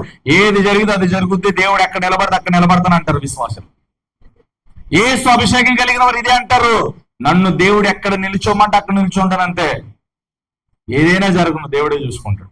ఎవరైనా రాను దేవుడే చూసుకుంటాడు. అది మరణమే కానీ, శత్రువే కానీ, రోగమే అయితే ఏదైనా రాను యేసు చూసుకుంటాడు అంతే. ఆయన నాతో ఉన్నాడు, ఆయన నాలో ఉన్నాడు. ఆయన నన్ను ఎక్కడ నిలబడమంటే నేను ఎక్కడ నిలబడతా. దాని అర్థమేంటి తెలుసా? నేను ఇక్కడ నిలబడ్డానంటే యేసు కూడా నాతో నిలబడ్డాడు అంతే. నేను ఈ ప్రాబ్లం ఫేస్ చేస్తున్నానంటే నాతో యేసు ఉన్నారు, ఆయన చూసుకుంటాడు. నేను ఈ మార్గంలో నడుస్తున్నానంటే నాతో ఆయన నడుస్తున్నాడు, ఆయన చూసుకుంటాడు. అభిషేకం కలిగిన వారందరూ ఇదే కోవలో ఉంటారు. వాళ్ళు అసలు భయపడరు, భీతి చెందరు. హల్లెలూయా. ఎలా వచ్చి అలా ఆరిపోయే, ఎలా వచ్చి అలా తాగుదలలో అలా ఉన్నవారు ఎలా ఉన్నాం, ప్రతిదానికి భయపడతాం. అందుకే తాగుదల కాదు, పూర్ణులుగా ఉండాలి. అభిషేకంలో పూర్ణులుగా ఉండాలి మనం. హల్లెలూయా. చేయలేదు తెలియ చెప్పండి, కొద్దిగా బిగ్గరగా చెప్పండి. ఇప్పుడు ఈ వ్యక్తులు పరిచయాలు అందరూ కూడా వచ్చి అడుగుతున్నారు, ఆ వ్యక్తి పాపి కదంటే, అతను పాపో పరిశుద్ధుడో నాకు తెలియదు. ఆయన గురించి నాకేం తెలియదు. ఆయన పాప పరిశుద్ధుడో నాకు తెలియదు. నాకు తెలిసిందా ఒకటే, నేను గుడ్డోడిని కానీ ఇప్పుడు చూస్తాను. దాని అర్థం ఏంటి? నన్ను మార్చాడు, నా జీవితాన్ని బాగు చేశాడు, నా స్థితిని బాగు చేశాడు. గుడ్డివాడైన నన్ను కన్నులు తెరిచాడు, నా కన్నులు తెరిచాడు. ఆయన ఎలాంటోడో నాకు సంబంధం లేదు, ఆయన ఎలాంటోడో నాకు తెలియదు, కానీ నేను మాత్రము ఆయన ద్వారా మేలు పొందాను అంటున్నాడు. హల్లెలూయా. ఆయన ద్వారా సహాయాన్ని పొందా, ఆయన ద్వారా అద్భుతాన్ని పొందా. ఆయన ఎలాంటోడో నాకు తెలియదు, నిజంగానే అతనికి తెలియదు అప్పటికి. హల్లెలూయా. ఆయన ఎలాంటోడో నాకు తెలియదు, కానీ ఆయన మాత్రం నాకు మేలు చేశాడు. నేను ఒకప్పుడు గుడ్డోడిని, ఇప్పుడు చూస్తున్నాను అన్నాడు. హల్లెలూయా. తర్వాత ఏమంటున్నాడు? చాలా చమత్కారంగా మాట్లాడాడు ఆయన. చూడండి, ఒకటి మాత్రం నేను ఎరుగుదును, నేను గుడ్డివాడై ఉండి ఇప్పుడు చూచుచున్నాను. అందుకు వారు ఆయన నీకేమి చేసినో, నీ కన్నులు ఎలాగూ తెరిచినని మరలా వాడిని అడగగా. హల్లెలూయా. భలే మాట్లాడతారు. ఎందుకు అలా అడుగుతున్నారు? మరలా ఎందుకు అడుగుతున్నారు?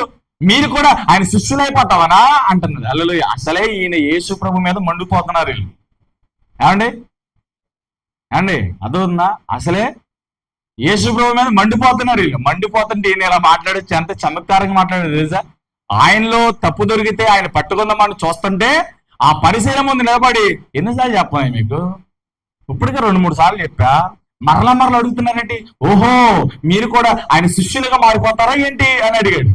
హల్లెలూయా. వాళ్ళకి ఎలా ఉంటది? వాళ్ళ కోపం వచ్చేసింది. వాళ్ళు ఏమంటారు తెలుసా? మేము ఆయన శిష్యులు కాదు, నువ్వే ఆయన శిష్యుడివి, మేము మోసే శిష్యులు అన్నారు. వీళ్ళేం తక్కువ తిన్నారా? హల్లెలూయా. నువ్వే ఆయన శిష్యుడివే, మేము మోసే శిష్యులు. హల్లెలూయా. మరి మోసే గ్రంథంలో ఉంది కదా, వీళ్ళు చదవాలి కదా. ఆయన కళ్ళు లేని గుడ్డోడు, కన్నులు తెరవబడి యేసుని అర్థం చేసుకుంటే వీరి కళ్ళున్న గుడ్డోడు. వాళ్ళ చేతిలో ఉన్న ధర్మశాస్త్రంలో ఎవరి గురించి రాయబడింది? యేసుని గురించి రాయబడింది. ద్వితీయోపదేశకాండలో మోసే చెప్పిన ప్రవచనం ఒకసారి తెరవండి. ద్వితీయోపదేశకాండం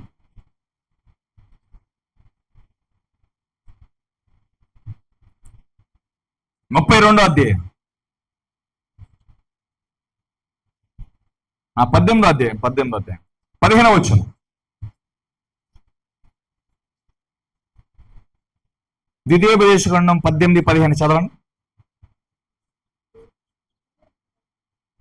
వాళ్ళు చదవండి స్పష్టంగా. ద్వితీయోపదేశకాండం 18-15 వచ్చి.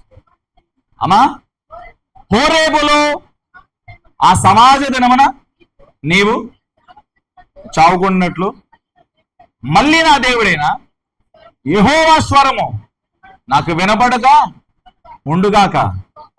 ఆ ఆ ఆ ఆ ఆ ఆ ఆ నా వంటి ఒక ప్రవక్తను సహోదరులలో మీ కొరకు పుట్టించును. గలతీ పత్రిక 4:4 సాక్ష్యం ఇస్తుంది. కాలము పరిపూర్ణమైనప్పుడు. హల్లెలూయా. గలతీ 4:4 రెఫరెన్స్ రాసుకుని ఇంటికి చదువుకోండి, లేదా చదివేయండి తీయండి. గలతీ 4:4. అయితే కాలము పరిపూర్ణమైనప్పుడు దేవుడు తన కుమారుని పంపిన. చాలు. హల్లెలూయా. తల్లి చెప్పండి. మోషే ఆల్రెడీ చెప్పాడు ద్వితీయోపదేశకాండం 18-15లో, మన సహోదరులో ఒకడిగా నాలాంటి ఒక గొప్ప ప్రవక్తను దేవుడు పుట్టిస్తాడు. అది ఎవరి గురించి? యేసుని గురించి. హల్లెలూయా. ఆయన ప్రవక్తలలో ప్రవక్త, అపోస్తులలో అపోస్తులు, సహోదరులో సహోదరుడు, మనుషుల్లో మనుషుడు, కానీ దేవుడై ఉన్నవాడైనా. హల్లెలూయా. ఆయన ఎవరైనా దేవుడు. చెప్పండి, యేసు దేవుడు అని చెప్పండి. ఇంకొక మాట యాడ్ చేసి చెప్పండి, యేసు జీవము కలిగిన దేవుడు అని చెప్పండి. ఆరాధనలో ఈ మాట అనమంటే మీరు అలసిపోతున్నారు. అసలు యేసు యేసు యేసు అంటున్నప్పుడల్లా మీ శరీరంలో కొన్ని మార్పులు కలుగుతాయి. అది మీరు గమనించండి. యేసు యేసు అంటం మూలంగా మీ శరీరంలో ఏదైనా వ్యాధులు, రోగాలుంటే భయపడిపోతాయి. దానికి సంబంధించిన అపవాద శక్తులు భయపడిపోతాయి. యేసు యేసు యేసు యేసు యేసు అంటూ ఉండగా మీ శరీరంలోనికి స్వస్థత వచ్చింది. ఇది అందరికీ కాదు, విశ్వాసం ఉంచిన వారికి యేసు యేసు యేసు అంటూ ఉండగా నీ లోపల ఉన్న ప్రాణము కూడా ఆయన్ని సేవిస్తూ ఉంటుంది. హల్లెలూయా. ప్రాణానికి స్వస్థత, శరీరానికి స్వస్థత యేసు అనే నామంలో వస్తుందండి. నేను అందుకే ఈ మాట నమ్మిన వారికేమో స్వస్థత అద్భుతం, నమ్మని వారికేమో విమర్శ, వెటకారం, ఇంకా ఏదైనా అనుకోండి. హల్లెలూయా. కానీ నమ్మిన వారికి మాత్రం ఇది స్వస్థత, నమ్మిన వారికి ఇది శక్తి. హల్లెలూయా. హల్లెలూయా. అందుకే యేసు యేసు ఎప్పుడు చూసినా మీ నోట్లో ఈ మాటే ఉండాలి. యేసు యేసు యేసు యేసు యేసు. హల్లెలూయా.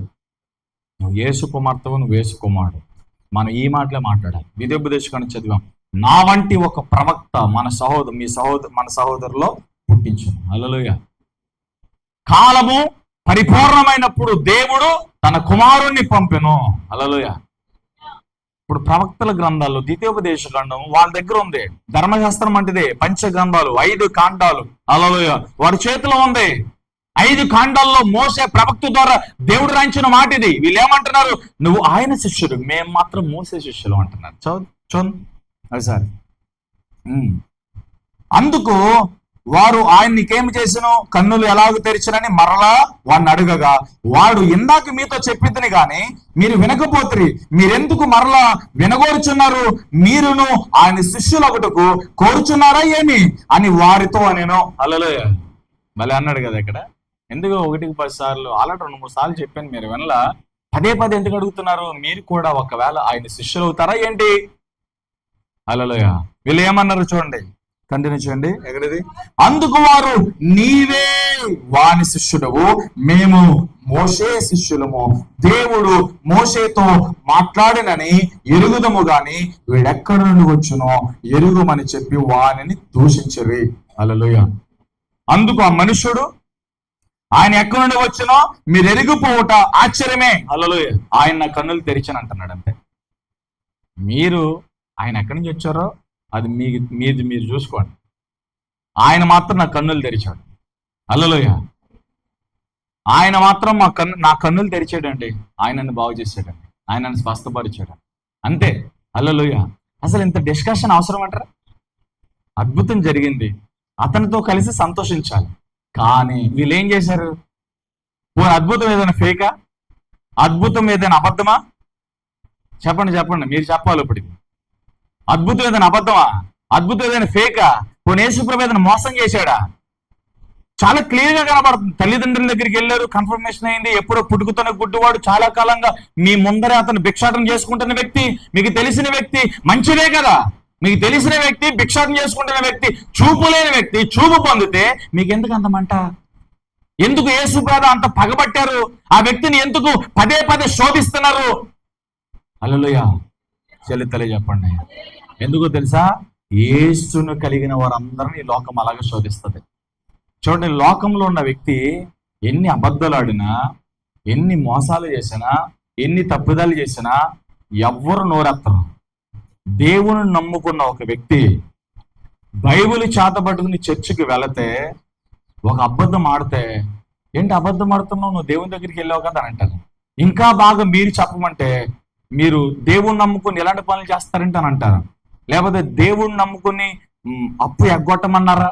అక్కడ నిజంగా లేక బాధపడతాం. హల్లెలూయా. చేయలేదు.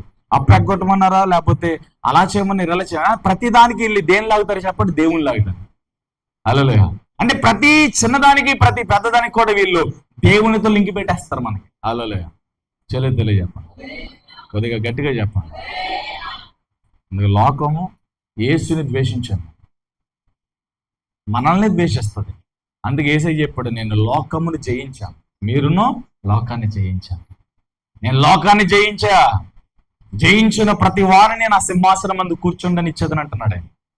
హల్లెలూయా. కాబట్టి ఈ లోకం మంది కాదు. నేను మరలా చెప్తా, ఈ లోకంలో ఎన్ని సంపాదించుకున్నా, ఏమి సాధించుకున్నా, ఎన్ని కూడబెట్టుకున్నా, ఎన్ని కట్టుకున్నా, వాటన్నిటిని విడిచిపెట్టి నువ్వు ఒట్టి చేతులతో, కనీసం బట్ట కూడా లేకుండా నువ్వు వెళ్ళిపోవాలి. నువ్వు పుట్టినప్పుడు బట్ట కూడా లేకుండా పుట్టు, వెళ్ళిపోయేటప్పుడు కూడా అది కూడా ఉండదు నీకు. హల్లెలూయా. చేతలే చెప్పండి. ఇది సత్యం. లోకంలో ఆవేశపడిపోయి ఇంకా సంపాదించాలి, ఇంకా చేయాలి, అది చేయాలి, ఇది చేయాలి, మందిరాలు మానేసి, డ్యూటీల్ని ప్రేమించి, ఉద్యోగాలను ప్రేమించి, లోక బాధ్యతలను ప్రేమించి, యేసును విసర్జించుచున్నవారు, యేసును నిర్లక్ష్య పెడుతున్నవారు, ఆయన సన్నిధిని నిర్లక్ష్య పెడుతున్నవారు మనోనేత్రాలు ఈ రోజు పరిశుద్ధాత్మ దేవుడు తెరుచుగాక. నీ ఉద్యోగం కానీ, నీ చేతి పని కానీ, నీ వ్యాపారం కానీ అన్ని దేవుడిచ్చినయే, ఆయన ఇచ్చిన వాటి నువ్వు పొందుకొని ఆయన సన్నిధిని ఎగ్గొట్టావనుకో, ఆయనకి ఎప్పుడు కోపం వస్తుంది, ఒకడు పీకుతాడు. సత్యమే మాట్లాడేది. మాటలు కొంతమందికి ఇమ్మడం కష్టంగా ఉంటది. మరి నేను నా పిల్లలకి ఏదైనా చేసినప్పుడు వాళ్ళు దాన్ని మిస్యూజ్ చేస్తే నాకు కోపం వస్తుంది. దేవుని ద్వారా మనం ఆశీర్వదించబడ్డాం, దేవుని ద్వారా సమస్త ఈవులు పొందుకున్న మనము ఆయనకు నమ్మకంగా లేకపోతే, ఆయనకు కృతజ్ఞతగా లేకపోతే ఆయన కోపం రావడం న్యాయమే కదా.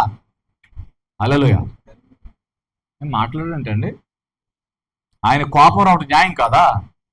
ఎవరిచ్చారు నీకు ఉద్యోగం? నీకు చదువుకోవడానికి జ్ఞానం ఎవరిచ్చారు? నువ్వు బ్రతకడానికి ఆయుష్ని ఎవరిచ్చారు? నీకు సాటి అయిన సహాయాన్ని ఎవరు చేశారు? నీకు పిల్లల్ని ఎవరిచ్చారు? ఒకసారి ఆలోచించు. నీ అంతటికి నువ్వు పుట్టావా? నీ అంత నువ్వు కలగ చేసుకున్నావా? లేదే. మన ప్రమేయం లేదే. దేవుడే జగత్తుకి పునాది వేయబడక మునిపే దేవుని ద్వారా మనం కలిగాం, దేవుని ద్వారా మనం వచ్చాం, దేవుని ద్వారా ఆస్వాదించబడుతున్నాం, దేవుని ద్వారా పోషించబడుతున్నాం. అన్ని ఆయన ద్వారానే, ఆయన మూలముగానే, ఆయన లేకుండా ఏమీ లేదండి. మరి అలాంటిది ఉద్యోగాన్ని ప్రేమించి, బాధ్యతని ప్రేమించి, లోకాన్ని ప్రేమించి, లోక ఫంక్షన్లు ప్రేమించి, లోక ఈవుల్ని ప్రేమించి, లోక మనుషుల్ని ప్రేమించి దేవుని సన్నిధిని ఎగ్గొట్టేవారు, క్రమమును విస్మయించేవారు, వ్యతిరేకించేవారు, వీళ్ళందరూ మొట్టమొదటిగా నరకానికి వెళ్తాం. రాసి పెట్టుకోండి. ఇలాంటి వాక్యం నీకు వినపడతలేదు ఈ మధ్యన. అన్ని దీవెనలు, ఆశీర్వాదాలు అనుకుంటాం మేము. ముందు దేవునికి భయపడకుండా, మన ప్రవర్తన సరి చేసుకోకుండా, వాక్యానికి లోపడకుండా ఆయన ద్వారా మనం ఎన్నడూ దీవించబడి. హల్లెలూయా. చూసారా చేతుల్లాగా? నాకు తెలుసు. ఇంకా బిగ్గరగా చెప్పండి హల్లెలూయా. మరి న్యాయం, ఆయన కోపం రావటం న్యాయమే. ఆయన ద్వారా అన్ని పొందుకుని ఆయన దగ్గరికి వెళ్ళిపోతే ఎలా ఉంటది? ఆయన ద్వారా సమస్త ఈవులను సంపాదించుకుని, సమస్త ఆశీర్వాదాలు కూర్చుకుని, ఆయన ఎవరో మనకు తెలియదు అన్నట్టుగా, ఏదో అఫీషియల్ గా మనం ఆ టయానికి ఆదివారం భక్తుల్లాగా ఆదివారం వచ్చి ఆదివారం వెళ్ళిపోయే వారిలాగా ఉంటే, ఈ మధ్యలో ఇంకే కమ్యూనికేషన్ నీకు దేవునితో లేకపోతే ఎట్లా?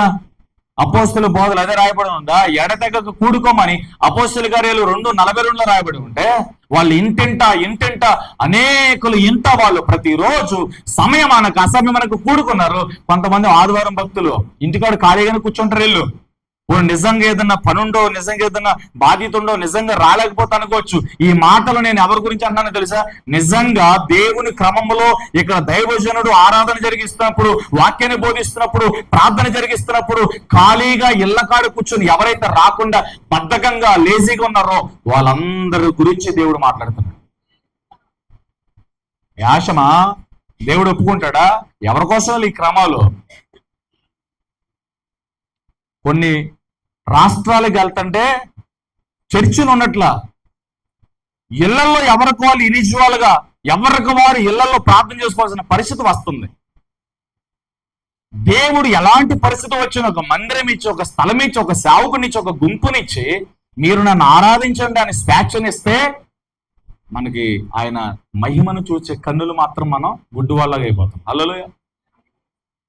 వెళ్ళండి మధ్యప్రదేశ్కి, హల్లెలూయా, అస్సాం, పక్కపక్కన ఉన్న రాష్ట్రాలు, హల్లెలూయా. ఎంపీకి వెళ్ళండి, ఎంత భయంకరంగా ఉందో తెలుసా? ఎంపీలో భయంకరమైన వెలివేతలు జరుగుతున్నాయి. క్రైస్తవులను వెలివేస్తున్నారు, బతుకున్నాక చంపేస్తున్నారు. యేసుని ఆరాధిస్తున్నందుకు, ఆయన సేవిస్తున్నందుకు, బైబిల్ పట్టుకున్నందుకు ప్రాణములు తీసేస్తున్నారండి. హల్లెలూయా. కానీ మనకి స్వేచ్ఛ ఉంది. అసలు వాళ్ళ కాలగోటికి మన విశ్వాసం సరిపోతుంది అనిపిస్తుంది.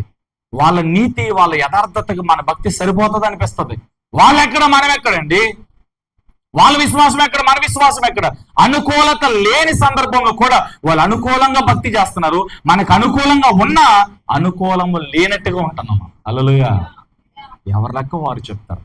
కానీ నా బాధ్యత కనుక గద్దించగడ గద్దించాలి, ఆదరించగడ ఆదరించాలి కనుక, దేవుడు అధ్యక్షత వహించాడు కనుక ఆయన ఏది మాట్లాడుతున్నాడో అది స్ట్రైట్ గా రానివ్వాలంట. దాన్ని మింగడానికి, నొక్కడానికి వీల్లేదు. హల్లెలూయా. ప్రైజ్ లార్డ్ చెప్పండి. కాబట్టి బ్రదర్ సిస్టర్, దేవుడు మనకిచ్చాడు. నువ్వు పొందుకున్న ప్రతి ఏవి దేవుని దగ్గర పొందుకున్నదే. నువ్వు పొందుకున్న తర్వాత దేవుని సమయాన్ని దొంగిలించి, దేవుని సమయమును కూడా నీ పనిలో, నీ ఉద్యోగంలో, నీ వ్యాపారంలో వాడేసుకుని నేను చాలా బిజీగా నువ్వు ఫీల్ అయ్యావనుకో, దేవుడు నేను ఖాళీ చేస్తాడు. జాగ్రత్త, రాసుకోండి, గుర్తుపెట్టుకోండి. దేవుడు ఖాళీ చేసిన తర్వాత ఏడవకు ముందే సమయాన్ని కేటాయించుకోండి, టైం టేబుల్ రాసుకోండి. దేవుని సమయంలో నేను ఏది చేయను, దేవునికి ఈ సమయం ఇచ్చిన తర్వాతే దేవుడు నాకు ఇచ్చిన పని నేను చేసుకుంటానని జీవితంలో ఒక తీర్మానం చేసుకోండి. తలలు దించుకున్నా, తలలు ఎత్తుకున్నా, నవ్వుకున్నా, లోపల ఏమనుకున్నా దేవునికి ఏమి ఒరగదు, సేవకుడికి ఏమి ఒరగదు. ఈ వాక్యము మన కోసమే, మన బ్రతుకులు మార్చుకోవడం కోసం. ఆమె హల్లెలూయా. ఖాళీ అవ్వకముందే మీరు దేవుని కోసం ఖాళీ చేసుకోండి. మరలా చెప్తున్నా, దేవుడు మిమ్మల్ని ఖాళీ చేయకముందే, వినాలా, దేవుడు మిమ్మల్ని ఖాళీ చేయించకముందే మీరే దేవుని కోసం ఖాళీ చేసుకోండి. మీరు ఉన్నతమైన కృపలో ముందుకెళ్తారు. దేవుడు కానీ ఖాళీ చేయించాడా అది వేరుగా ఉంటుంది. హల్లెలూయా. కాబట్టి దేవుడు ఖాళీ చేయించకముందు మీరు ఖాళీ అవ్వండి. ఖాళీ అవ్వడం ఉద్యోగంలో వదిలిపెట్టామని కాదు, ఆదివారం క్రమంలో నువ్వు ఉండాలి. హల్లెలూయా. ఆదివారం క్రమంలో ఉండాలి. ఇంకా మిగతా ఏదైనా ఖాళీ సందర్భంలో ఉంటే ఇంకా వేరే యాక్టివిటీస్ లో నువ్వు పాల్గొనాలి. హల్లెలూయా. చేయలేదు చెప్పండి, గట్టిగా చెప్పండి. ఇప్పుడు వీళ్ళు అడుగుతున్నారు, ఏమని అడుగుతున్నారు? యేసు చెప్పండి, వీళ్ళు ఏమన్నారు? ఇప్పుడు యేసు నేను బాగు చేశాడా? ఓకే, నువ్వు ఆయన శిష్యుడువా? ఇతను అంటున్నాడు, అవన్నీ నాకు తెలియదండి, యేసు నన్ను బాగు చేశాడు. ఆయన ఎలా ఉంటాడో నాకు తెలియదు, యేసు నన్ను బాగు చేశాడు. హల్లెలూయా. వీళ్ళకి ఇంకా సందేహంగానే ఉంది. వీళ్ళు అంటున్నారు, మోషే మా గురువు, యేసు కాదు, యేసు మాకు సంబంధం లేదు. యేసు నీకు గురువేమో కానీ మాకు కాదు, మాకు గురువు మాత్రం మోషేనే. హల్లెలూయా. మోషే గ్రంథంలో ఏముంది మరి? మోషే గ్రంథంలో ఏముంది? ఎవరి గురించి రాయబడింది? ఇప్పుడు గుడ్డు వాళ్ళు ఎవరు చెప్పండి, చెప్పనప్పుడు కొన్ని మాటలు చెప్పనా? రాసుకుంటారా? అగ్రి అవుతారా? బైబుల్ ఎంతమందికి ఉంది? చేతులు చూపించారు. గుడ్డువారు ఎవరో నేను చూపిస్తున్నప్పుడు బైబిల్ ఎంతమందికి ఉంది? మీ బైబిలే చూపించండి. దాన్ని ప్రతిరోజు ఓపెన్ చేయని వారు గుడ్డివారు. కళ్ళు ఉండి కళ్ళు దేవుని వాక్యమును చదవడానికి కేటాయించిన వారు నిజంగా గుడ్డివారే. ఎందుకండి ఈ కన్నులు దేవుడిచ్చాడు, ఈ కన్నులతో దేవుని వాక్యాన్ని చదవలేనప్పుడు ఉంటే అంత పోతాయి అంట. హల్లెలూయా. దేవుని చూడలేని కన్నులు, దేవుని వాక్యమును చదవలేని కన్నులు. హల్లెలూయా. కన్నులుండి కూడా దేవుని వాక్యాన్ని చదవని వారు గుడ్డివారు. ప్రార్థన చేయడానికి అవకాశం ఉండి కూడా ప్రార్థన చేయలేని వారు గుడ్డివారు. దేవుని సమయానికి రానివారు గుడ్డివారు. దేవుని సన్నిధిలో నిలబడలేని వారు గుడ్డివారు. ఆరాధనలో నోరు తెరవని వారు, శరీరాన్ని ఓపెన వారు, చేతులు ఎత్తన వారు గుడ్డివారు. అపవాది కట్టివేశాడు వారు అవయవాలు. ఈ యుగ సంబంధమైన దేవత దేవుని మహిమను చూడకుండా, దేవుని శక్తిని చూడకుండా వాళ్ళ మనోనేత్రాలకు గుడ్డితనం కలిగజేశాను. హల్లెలూయా. ప్రైజ్ లార్డ్ చెప్పండి. అక్కడ ఆ పరిశీలి గుడ్డు వాళ్ళైతే ఇక్కడ మనం గుడ్డు వాళ్ళు. వాళ్ళకి మనకి ఏ తేడా లేదు ఇక్కడ. హల్లెలూయా. వాళ్ళ గ్రంథంలో ఉందే యేసు ఎవరు, మెస్సయ్య ఎవరు, రక్షకుడు ఎవరు. హల్లెలూయా. తల్లి చెప్పండి. వాళ్ళ గ్రంథాల్లో ఉందే. నాకు ఆశ్చర్యం, యాకోబు బావు దగ్గరకు వచ్చింది సమరయ స్త్రీ, సమరయ పట్టణం ఆవిడ. హల్లెలూయా. తల్లి చెప్పండి. యేసును చూడగానే, ఆయనతో కొన్ని మాటలు మాట్లాడగానే, తన జీవితం గురించి యేసు ప్రభు చెప్పగానే అసలు ఉన్న పాపపు కొండను వదిలిపెట్టి, పాత జీవితాన్ని వదిలిపెట్టి, రోత బ్రతుకును వదిలిపెట్టి యాక్చువల్గా పాపం చేయడానికి వచ్చింది. అక్కడికి కొండ వంక అంతే, నీళ్ల వంకతో మిట్ట మధ్యాహ్నం పాపం చేయడానికి వచ్చింది. అలాంటి పాపముతో పట్టబడిన ఆ స్త్రీ యేసుతో మాట్లాడగానే, యేసుతో చిన్న సంభాషణ జరంగానే ఆయన మెస్సయ్యని గుర్తుపట్టేసిందండి, రక్షకుడని గుర్తుపట్టేసిందండి. తన వీధుల్లోనికి పరిగెత్తి, ఊర్లోనికి పరిగెత్తి ప్రకటించింది, నేను రక్షకుని కనుగొన్నా, మెస్సయ్యని కనుగొన్నాను. హల్లెలూయా. ఆయన నాతో మాట్లాడాడు, నన్ను గురించి మాట్లాడేవాడు. అదిగో యాకోబు బావి యొద్ద ఎదురు చూస్తున్నాడు, మనందరం ఆయన దగ్గరికి వెళ్ళారండి. ఆయన చాలా బాగా మాట్లాడుతున్నాడు. భలే చెప్పింది, ఆయన చాలా బాగా మాట్లాడుతున్నాడు. నా జీవితం అంతటిని గురించి, నా బ్రతుకంతని గురించి ఆయన ఒక్క మాటలో చెప్పాడు. ఆయన సాధారణమైన వ్యక్తి కాదు, ఆయన సాధారణమైన మనిషి కాదు, ఆయన మీ అందరి కోసం ఎదురు చూస్తున్నాడు. రండి మనందరం ఆయన చూద్దాం. వాళ్ళందరిలో ఆసక్తి వచ్చింది. ఈవిడ ప్రకటించగానే ఆసక్తి కలిగింది. వాళ్ళందరూ ఆసక్తితో ఆయన్ని చూడాలని ఆసక్తితో పరుగు పరుగును వచ్చారు. ఆయన హల్లెలూయా. ఆయన చూశారు, ఆయనతో మాట్లాడారు. మాట్లాడిన తర్వాత ఆవిడ గురించి ఏం చెప్పారు తెలుసా? ఈవిడే చెబితే మేము విన్నాం, కానీ నువ్వే మెస్సయ్యని, నువ్వే రక్షకుడని మా కళ్ళతో మేము చూస్తున్నామన్నారు. హల్లెలూయా. ఆవిడ చెబితే విన్నాము, కానీ ఇప్పుడు మేము చూస్తాం. ఇది మనం చూసేవారుగా ఉండాలి, దేవుని మహిమను చూసేవారుగా ఉండాలి. హల్లెలూయా. ఈ వ్యక్తి దేవుడు ఎవరో కనుక్కుంటున్నాడు. గుడ్డువాడే కావచ్చు, కానీ కన్నులు తెరవబడ్డాయి. పరిసయ్యులేమో కన్నులు తెరవబడ్డాయి కానీ వాళ్ళు గుడ్డువాడు. చూడండి, గుడ్డువాడు కన్నులు తెరవబడ్డాయి, కన్నులు ఉన్నాయి కానీ గుడ్డువాడు. వ్యత్యాసం చూడండి ఇక్కడ. హల్లెలూయా. ఎన్ని కార్యాలు దేవుడు చేసినా, దేవుడు ఎంత మాట్లాడినా, ఎంత ఆదరించినా, దేవుడు ఎంత తోడున్నా, దేవుడు ఏం చేశాడు? దేవుడు నాకేం చేశాడు? దేవుడు నాకేం చేశాడు? నీకోసం అన్నీ చేశాడు. నీకోసం సమస్తము ధారాళంగా దారపోశాడు. తన ప్రాణాన్ని ఇచ్చేశాడు. ఇంకేం చేయాలి నీకోసం? హల్లెలూయా. చిన్నదానికి దేవుడా, పెద్దదానికి దేవుడే, ఏది జరిగినా దేవుడే. దేవుడు పట్టించుకోవాలా, నన్ను చూడాల, నా ప్రార్థన విన్నా, వాళ్ళట్లా వీళ్ళ ప్రతిదానికి దేవుడే. హల్లెలూయా. పరిసయ్యుల నీతి, పరిసయ్యుల భక్తి, దాన్ని వేషధారణ అని పిలుస్తుంది బైబిల్. హల్లెలూయా. గురుడువారు గురించి ఒక మాట యోహాను సువార్త 5వ అధ్యాయము 39వ వచనం చూడండి ఒకసారి. యోహాను సువార్త 5వ అధ్యాయం 39వ వచనం. లేఖనముల యందు మీకు నిత్య జీవం కలదని తలంచుచు వాటిని పరిశోధించుచున్నారు, అవే నన్ను గూర్చి సాక్ష్యం ఇచ్చుచున్నాయి. ఇది విషయం. మీరు ప్రతిరోజు వాక్యం చదువుతున్నారు, కానీ యేసే జీవం కలిగిన దేవుడు అని మీరు మర్చిపోతున్నారు. కష్టాల శ్రమల్లో యేసుని మర్చిపోతున్నారు. ఇదే గుడ్డితనం. లేఖనములు ఎవరి గురించి మాట్లాడుతున్నాయి? ఆ రోజున పరిసయ్యులు, యూదులు, శాస్త్రులు అందరూ కూడా యేసును గుర్తించాల, మెస్సయ్యను, రక్షకును గుర్తించాల. వారు ఆ రోజున గుడ్డివారు. హల్లెలూయా. ఈరోజు మనం వాక్యం చదువుతున్నాం, ప్రార్థన చేస్తాం, క్రమానికి వస్తాం, కానీ కష్టాల్లో శ్రమల్లో మనం ఒంటరివారం అని భయపడతాం, ఏదో జరిగిపోతుందని భయపడతాం, ఏదో అయిపోతుందని భయపడతాం, ఇక నా బ్రతికి అయిపోయిందని భయపడతాం, ఇక నాకు మంచి రోజు లేవని భయపడతాం, నా జీవితం ఇంతే, నా బ్రతికింతే అని భయపడతాం. హల్లెలూయా. అలా భయపడుతున్నామంటే, అలా చింతలోకి వెళ్ళామంటే యేసు నీకు ఎవరు అర్థం కాల. యేసు ఎవరు ఇంకా నువ్వు అర్థం చేసుకోవాలా. ఏదో ఉద్రేకముగా భక్తి చేస్తున్నావు కానీ, ఏదో నామకార్థంగా భక్తి చేస్తున్నావు కానీ యేసు నువ్వు అర్థం చేసుకోవాలా. ఆయన నువ్వు సరిగ్గా అర్థం చేసుకుంటే, ఆయన నువ్వు దగ్గరగా ఉండి చూస్తే ఈ లోకంలో వాటికి నువ్వు చింతపడవు. హల్లెలూయా. ఇంటిని గురించి చింత, ఆహారం గురించి చింత, వస్త్రాల గురించి చింత, ఇంకో దాని గురించి ఇన్ని చింతలు పెట్టుకుని యేసు నా ప్రియుడు అని పాట పడితే ఏముంది? హల్లెలూయా. ఏమి తిందుమా, ఏమి త్రాగుదామా, ఏమి ధరించుకుందామని అన్ని జనులు విచారిస్తారు, అన్ని జనులు చింతిస్తారు. మీరు అన్ని జనుల్లాగా చింతించొద్దు. అనేక ఆకాశ పక్షుల కంటే మీరు శ్రేష్ఠులు కారా? వస్త్రము కంటే శరీరము శ్రేష్టమైంది కాదా?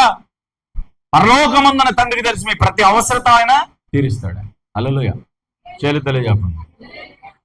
ఏమి తినాలి, ఏమి తాగాలి, ఏమి ధరించుకోవాలని చింత ఎవరికి ఉంటుంది చెప్పండి? లోకంలో ఉన్న వారికి ఉంటుంది, అన్నిలో ఉంటుంది అనమాట. మనకు కాదు. మనకి కాపరి పోషకుడు దేవుడు. ఏ రోజుకు ఆ రోజు దేవుడు తన హస్తముతో పోషిస్తాడు, తన శక్తితో పోషిస్తాడు. హల్లెలూయా. రేపటికి ఏముండదు, ఈ రోజుకి మాత్రమే. రేపటికి ఫ్రెష్గా దేవుడు ఇస్తాడు. హల్లెలూయా. అర్థమైందా? రేపటికి ఏముండదు, ఇవాళకి అయిపోతాయి. మరలా రేపొద్దుడికి దేవుడు ఇస్తాడు. రేపటిది రేపు అయిపోతుంది, మరలా తర్వాత రోజుకి దేవుడు ఇస్తాడు. తర్వాత రేపు మరలా తర్వాత. ప్రతిరోజు ప్రతి చిన్నది పెద్దది దేవుని చేత కొంతమంది పోషించబడతారు. ఈ కుటుంబాలు నిజంగా ధన్యమని చెప్తాను నేను. ధన్యకరము. ప్రతి చిన్నది. ప్రభా నా జేబులో 100 రూపాయలు లేవు ప్రభా, పెట్రోల్కి 100 రూపాయలు తెచ్చాను ప్రభా. ఎంత అద్భుతం. అబ్బా 100 రూపాయలకు కూడా నువ్వు ప్రార్థన చేస్తున్నావు అంటే, 10 రూపాయలకు కూడా నువ్వు ప్రార్థన చేస్తున్నావు అంటే, ప్రతి చిన్నదానికి కూడా నువ్వు ప్రార్థన చేస్తున్నావు అంటే దేవునికి నీకు మధ్య ఎంత కమ్యూనికేషన్ ఉందో అర్థమవుతుంది కదా. దేవునికి నీకు మధ్య ఉన్న బాండింగ్ మనం అర్థం చేసుకోవచ్చు కదా. హల్లెలూయా. చేతులు చెప్పండి. కాబట్టి మనుషులు ఉంటారు, పోతారు. దేవుడు ఎప్పుడు మారడం. దేవుణ్ణి కలిగి ఉన్న జీవితం ఎప్పటికీ అద్భుతమే. చెప్పండి, పక్కన వరకు చెప్పండి. యేసుని కలిగిన జీవితం, యేసుని కలిగిన బ్రతుకు అద్భుతం, అద్భుతం, అద్భుతం. 3 సార్లు చెప్పండి. ఇంకా అడిషనల్ చెప్తారా? నీతో ఉన్న మనుషులు పోతారు, యేసు నిన్ను విడవడని చెప్పండి. అది విషయం. కంటెంట్ అది. ఆయన మారడు.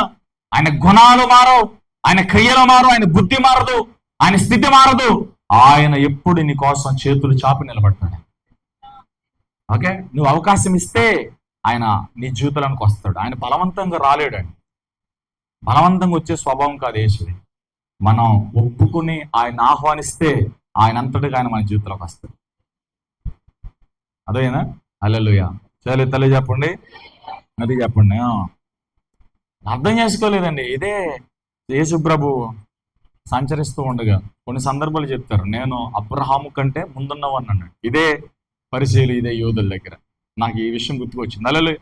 అబ్రహాము కంటే ముందున్నవాడిని అంటే, నీకు మహా అయితే కింద నుంచి బయదా చూస్తా, నీకు తిప్పు కొడితే నీకు 50 సంవత్సరాలు లేవు కదా. నీకు 50 సంవత్సరాలు లేవు. ఎటకారమా? అబ్రహాము కంటే ముందున్నానంటేనేంటి అని యేసు ప్రభుని అపార్థం చేసేసుకున్నారు వాళ్ళు అక్కడ. హల్లెలూయా. నీకు నిండా 50 సంవత్సరాలు లేవు. అబ్రహాము ఏ పాటు వాడో తెలుసా నీకు? అబ్రహాము కంటే ముందున్నవాడు అంటేనేంటి అని యేసు ప్రభు అర్థం చేసుకోవాలి. హల్లెలూయా. ఈ దేవాలయాన్ని పడగొట్టను 3 రోజులు నేను తిరిగి కడతానని చెప్పి తన దేవాలయం గురించి మాట్లాడితే వాళ్ళు భౌతికమైన దేవాలయాల గురించి ఆత్మీయత లేదు, వాళ్ళ నామకార్థం. అలాగే వస్తాం వెళ్ళిపోతాం, వస్తారు, ఇదే నామకార్థం. అలా కాదు. వచ్చావా యేసుని చూడాలి, వచ్చావా యేసు మహిమను పొందాలి, వచ్చావా దేవుడు నీతేదో మాట్లాడేది క్లారిటీగా రాసుకుని, ఇదిగో దేవుడు నాతో మాట్లాడాడు, దీని ప్రకారం నేను జీవిస్తానని ధీమాగా వెళ్ళాలి నువ్వు. హల్లెలూయా. యేసు నాతో మాట్లాడాడు, నేను ఎలాగే జీవిస్తా, ఈ పాపాన్ని విడిచిపెడతా, ఈ మల్యాన్ని విడిచిపెడతా, దీని ప్రకారం నేను జీవిస్తాను. ఈ రోజు నాకు క్లారిటీగా దేవుడు మాట్లాడాడు, ఆయన రాసుకున్న భరోసాతో నువ్వు వెళ్ళాలి. హల్లెలూయా. వెళ్ళేటప్పుడు ఎలా అంటారు? హల్లెలూయా. అలా వెళ్ళావంటే ఏసీ ఎవరు నీకు అర్థం కాలేదని అర్థం. సింపుల్, అంతే. నీ గురించి ఎక్కువ ఆలోచించాల్సిన అవసరం, మైండ్ పోగొట్టుకునే అవసరం, టైం వేస్ట్ అవసరం. ఏసు నీకు అర్థం కావాలా? ఏసు నీకు అర్థమైతే, ఆయన ఎవరో నీకు అర్థమైతే, ఆయన స్వరం నీకు అర్థమైతే, ఆయన మాట్లాడిన విధానం నీకు అర్థమైతే, నీ ముఖము ఎన్నడూ సిగ్గునదు. నువ్వు ముఖం ఎన్నడూ వేరుగా పెట్టావు. హల్లెలూయా. వాక్యం అర్థం కాలేదంటే యేసు నీకు ఇంకా అర్థం కాదు. యేసు నువ్వు ఇంకా చూడలా, యేసుని అర్థం చేసుకోవాలా, అదే బాధ. హల్లెలూయా. చేయలేదు తల్లి చెప్పండి. అబ్రహాము కంటే ముందున్నా నేను పడగొట్టి ఈ దేవాలయాన్ని నేను 3 రోజులు లేపి తిరిగి కడతానంటే వాళ్ళు అస్సలు అర్థం చేసుకోవాలా. ఎందుకంటే వాళ్ళ ఆత్మీయతల్లో లేరాలు. ప్రతి మాటను శారీరకంగానే తీసుకున్నారు, ప్రతి మాటను నెగిటివ్ గానే తీసుకున్నారు. ప్రతి మాట యేసు నోటలో వచ్చే ప్రతి మాటను పరిసయ్యులు వ్యతిరేకంగా తీసుకున్నారు. ఆయన మాటలు ఏది నమ్మల, ఆయన ఏది మాట్లాడి తిరస్కరించారు. కొంతమంది వాక్యాన్ని కూడా అలాగ అర్థం చేసుకుంటారు. Negative negative negative negative. Hallelujah. చెల్లితలే యేసు అర్థం కాల పరిసయ్యులకి, శాస్త్రులకి. ఆయన ఏది మాట్లాడినా ఆయన మాటల్లో తప్పులు తప్పులు తప్పులు. ఆయన తప్పే మాట్లాడలా, వాక్యం తప్పే మాట్లాడదు. ఇక్కడ నిలబడిన ఏ దైవజనుడు మాట్లాడినా తప్పు కాదు, అది మనం అర్థం చేసుకునే స్థితిలో ఉంటుంది. నువ్వు అపార్థం చేసుకున్నామంటే, వాక్యములకు వేరుగా మాట్లాడుతున్నామంటే యేసు ఎవరో నీకు ఇంక అర్థం కాదా, అంతే. ఇంకందుకంటే వేరే. హల్లెలూయా. పరిసయ్యుల ముందు, శాస్త్రుల ముందు ఆ చుట్టూ ఎన్నో అద్భుత కార్యాలు, సూచక కార్యాలు, మాత్కాలు యేసు ప్రభు చేస్తే, యేసుకు సిలువేంటి, బందిపోటు దొంగైన బరబ్బను వదిలిపెట్టడానికి బందిపోటు దొంగను కొడుకుని జీవాన్ని పోగొట్టుకున్నారండి అన్న. అంటే వారి కన్నులు ఎంత ముయిపడ్డాయో ఆలోచించండి. ఆయన బోధ ఎక్కడ కూడా ఎవరిని కూడా తిరస్కరించలేదే, ఆయన మాటలు ఎక్కడ విమర్శించలేదే. కానీ పరిసయ్యులకు మాత్రం గట్టిగా తేలిందండి. పరిసయ్యుల్ని రఫ్ఫాడేసాడు యేసయ్య. ఇక్కడ నవ్వుతున్న వారి దగ్గరికి వెళ్ళి మీరు ఏడుస్తారు అన్నాడు. ఎలా ఉంటది? పరిసయ్యుల దగ్గరికి వెళ్ళి నవ్వుతున్నా ఏడుస్తారు పొద్దున్న. అలా ధనవంతుల దగ్గర, అయ్యో ధనవంతులారా మీకు శ్రమ. హల్లెలూయా. మామూలుగా మాట్లాడాలి. అలాగే ఇప్పుడు కనుక ఎవడన్నా మాట్లాడితే ఒకళ్ళు ఉండరు. హల్లెలూయా. చెల్లి చెప్పండి. పరిసయ్యులకి అందుకనే, ఇదిగో మీరు మామూలు కాదు, మీరు సొంపులోను పుదీనాలోను అన్నిటిలోనూ మీరు 10వ భాగం తీస్తున్నారు, 10వ భాగం తీస్తున్నారు, కానీ మీ హృదయాలు దేవునికి దూరంగా ఉన్నాయి. మీ పల్లెలు పైన పైన శుభ్రం చేస్తున్నారు, మీ లోపట అజితేంద్రియంతో నింపబడి కంపు కొడుతుంది అన్నాడు. హల్లెలూయా. ఎలా ఉంటది చెప్పండి మీరు? పరిసయ్యులకి బాగుంటది ఈ వాక్యం, శాస్త్రులకు బాగుంటది ఈ వాక్యం. అందుకనే వాళ్ళకి యేసు అర్థం కాల, యేసును వాళ్ళు అర్థం చేసుకోలేకపోయారు. ఎన్నో సంవత్సరాల క్రితము గ్రంథం వచ్చింది, మోషే ధర్మశాస్త్రం చేతిలోకి వచ్చింది. ఏంటో ఉపయోగం? మనం బైబిల్ కొనుక్కుంటాం, 1000, 2000, 3000 పెట్టి బైబిల్ కొంటాం, తీయం, చదవం, యేసు ఎలా అర్థమవుతాడు? ప్రార్థన చెయ్యం, యేసు ఎలా అర్థమవుతాడు? విశ్వాసం ఉంచాం, యేసు ఎలా అర్థమవుతాడు? బాప్తిజం పొందితే సరిపోయిందా? చర్చికి వస్తే సరిపోయిందా? బలలో చేస్తే సరిపోయింది? కాదు. నువ్వు చదివిన దాని ప్రకారం జీవించడానికి ప్రయత్నం చేసినప్పుడు, విని దాని ప్రకారం జీవించడానికి ప్రయత్నం చేసినప్పుడు యేసు అర్థమవుతాడు. నీకు ముందు యేసు అర్థం కావాలి. ఈ గుడ్డోడికి అర్థమైంది యేసు ఎవరు, కానీ పరిసయ్యులకు అర్థం కాల. అందుకని అంటున్నారు, నువ్వు మాత్రమే వాని శిష్యుడివి, మేము మాత్రం మోసే శిష్యుడు. హల్లెలూయా. చెల్లిద్దలే చెప్పండి. ఎన్నో పాఠంలో ఉన్నాం? 5వ పాఠం కదా, 2వసారి విచారణలో ఉన్నాం. 24 వచనం నుంచి 33 వచనం కదా. అవునండి, అవునే తల్లి చెప్పండి. మీరు పరలోకానికి వెళ్ళినట్టు ఉన్నారు. అవును చెప్తుల్లా, కాదు చెప్తుల్లా. హల్లెలూయా. ఎక్కడున్నా? ఏ వచనంలో ఉన్నావు అమ్మా? 32. గుడ్డివాని కన్నులు ఎవరైనా తెరచినట్టు లోకంలో పుట్టినప్పుడు నుండి వినబడలేదు, ఈయన దేవుని యొద్ద నుండి వచ్చిన వాడు కాని ఎడల ఏమీ చెయ్యనేరడని వారితో చెప్పును. అందుకు వారు, నీవు కేవలము పాపివై పుట్టినవాడువు, నీవు మాకు బోధింప వచ్చినవా అని వానితో చెప్పి వాడిని వెలివేసిరి. 34వ వచనం. హల్లెలూయా. 6వ పాఠం. యేసుని ఎరిగినందుకు, యేసు ప్రభువుని రక్షకుడిగా తాను ఎరిగినందుకు, యేసుని అంగీకరించినందుకు ఆ వ్యక్తిని ఏం చేసింది లోకం చెప్పండి? వెలివేసింది. హల్లెలూయా. ఈ లోకము కూడా మనల్ని వెలివేస్తుంది. హల్లెలూయా. ఎందుకు? మనం వాక్యానుసారంగా బ్రతుకుతాం, అందరిలాగా ప్రవర్తించాం, అందరం మాట్లాడినట్లుగా మనం మాట్లాడాం కాబట్టి లోకానికి విముఖులం అయిపోతాం, మనం లోకానికి వేరైపోతాం. లోకము తానా అంటే మన తందాని అంటామా? ఎంతమంది అంటున్నారు? అన్నామంటే నువ్వు పరిచయుడు అంతే, గుడ్డు వాళ్ళు అని అర్థం. ఇంకా యేసు నువ్వు అర్థం కాలేదని అర్థం. ఓకే. హల్లెలూయా. లోకము తానా అంటే తందానా. ఈవిడొచ్చి పెళ్ళిళ్ళు ఇది చెయ్యాలంట, ఓకే చేసేద్దాం, పరిచయురాలా. హల్లెలూయా. తల్లి చెప్పండి. అడొచ్చి అంటాడు, నేను వారానికి 3 రోజులు ఉపవాసం ఉంటున్నా, ఆ శంకర వల్ల చోరును కాను, దోచుకునేవాను కాను, అన్యాయస్తును కాను, నా రాబడులంతా దశం భాగం చెల్లిస్తున్నాను. ఎన్ని గొప్పలు చెప్పుకున్నాడు. ఆ సుంకరి సుంకరి సుంకరి. ఆ ఇద్దరు వ్యక్తుల ప్రార్థనలో ఎవరి ప్రార్థన దేవుని వద్దకు వెళ్ళింది? ఎవరి కోసం దేవుడు దిగి వచ్చాడు? ఎవరి ప్రార్థన దేవుడు అంగీకరించాడు? ఎవరిని దేవుడు క్షమించాడు? ఎవరిని కోరుకున్నాడు? తాను తగ్గించుకుని తన క్రియలన్నీ ఎరిగిన దేవునికి హృదయాన్ని చింపుకుని ప్రార్థించిన ఆ సుంకరి ప్రార్థనే దేవుడు విన్నాడు.